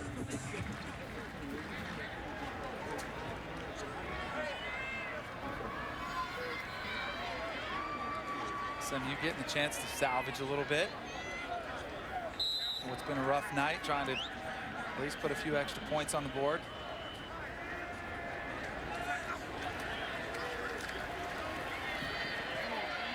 Gilbert looking long. Incomplete, intended for Johnson. Well, I'm a little surprised that Texas Tech let a SMU receiver get behind their defense. I mean, good coverage from the defensive back, but there was no safety help behind there. Jeremy Johnson able to blow the lid off that defense. So it's going to be Texas Tech going to 1-0. Stephen F. Austin at home in Lubbock next week for the Red Raiders. Then TCU on the 12th. Big 12 opener in 2013 for the Red Raiders. So we talked about the excitement around Texas Tech football with Cliff Kingsbury, and now that the Red Raiders have finally seen Baker Mayfield, you know, again, this is a guy who didn't play in the spring. He wasn't around in the spring. Almost all the practices were closed in the fall. So this is really the Red Raider fans' first look at Baker Mayfield. I'd imagine they've got to be happy. I would guess so. 414, 4 touchdowns from the walk-on true freshman. His fellow Lake Travis High School Cavalier, Garrett Gilbert, goes rolling inside the 40. Conversely for SMU, what's the level of concern if you're a Mustang fan and you lose 41-23 right now to Texas Tech? I mean, they've done some good things. I mean, Garrett Gilbert's moved the ball. They've had some issues in the red zone, which of course plagued them last year too. So I think that's something they're going to try to address. But I think defensively too, we saw some poor tackling, especially in the second half. At the Texas Tech 33-yard line after a 6-yard gain.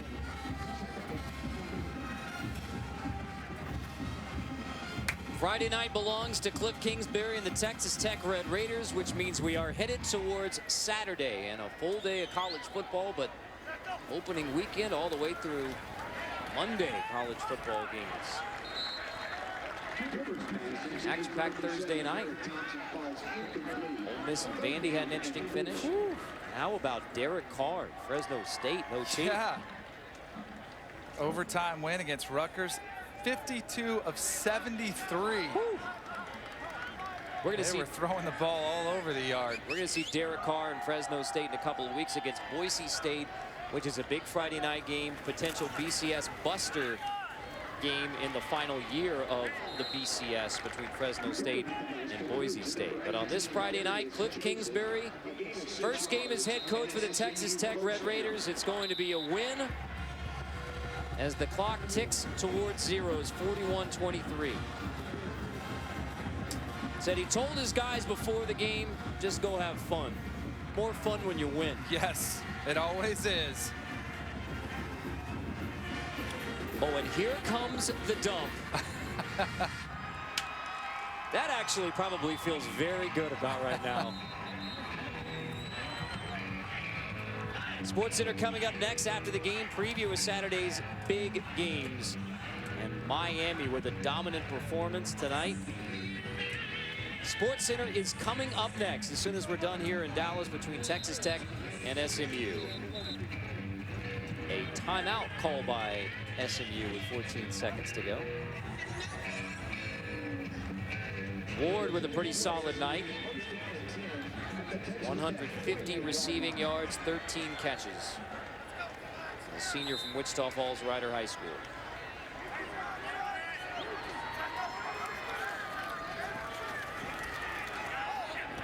Gilbert, pass caught by Derek Thompson.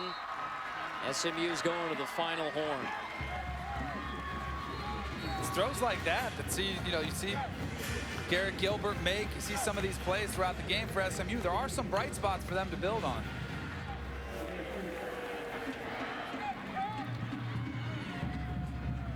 Another timeout for SMU. Really playing it to the final horn. SportsCenter coming up next here on ESPN. 9 hours though, college game day. That's right. Time to get ready, 9 a.m. Eastern. That's an early wake-up call for Chris Fowler and the rest of the game day crew there in Clemson, South Carolina. Let's see Coach Corso. Let's see who. I got to see the pick. What, is it going to be a Tiger head or a Georgia Bulldog? We shall find out after. I wish I had some insider info and knew who he was picking. After 4 hours now of game day coming your way beginning at 9 a.m. Eastern time, getting you set for Georgia Clemson tomorrow night from Clemson, South Carolina. Part of an action-packed Saturday night. Gilbert to the end zone, and that is going to do it. For Danny Cannell, Allison Williams, I'm Carter Blackburn. A 41-23 win for Texas Tech over SMU. Cliff Kingsbury wins his debut as Red Raider head coach tonight in Dallas. SportsCenter begins right now.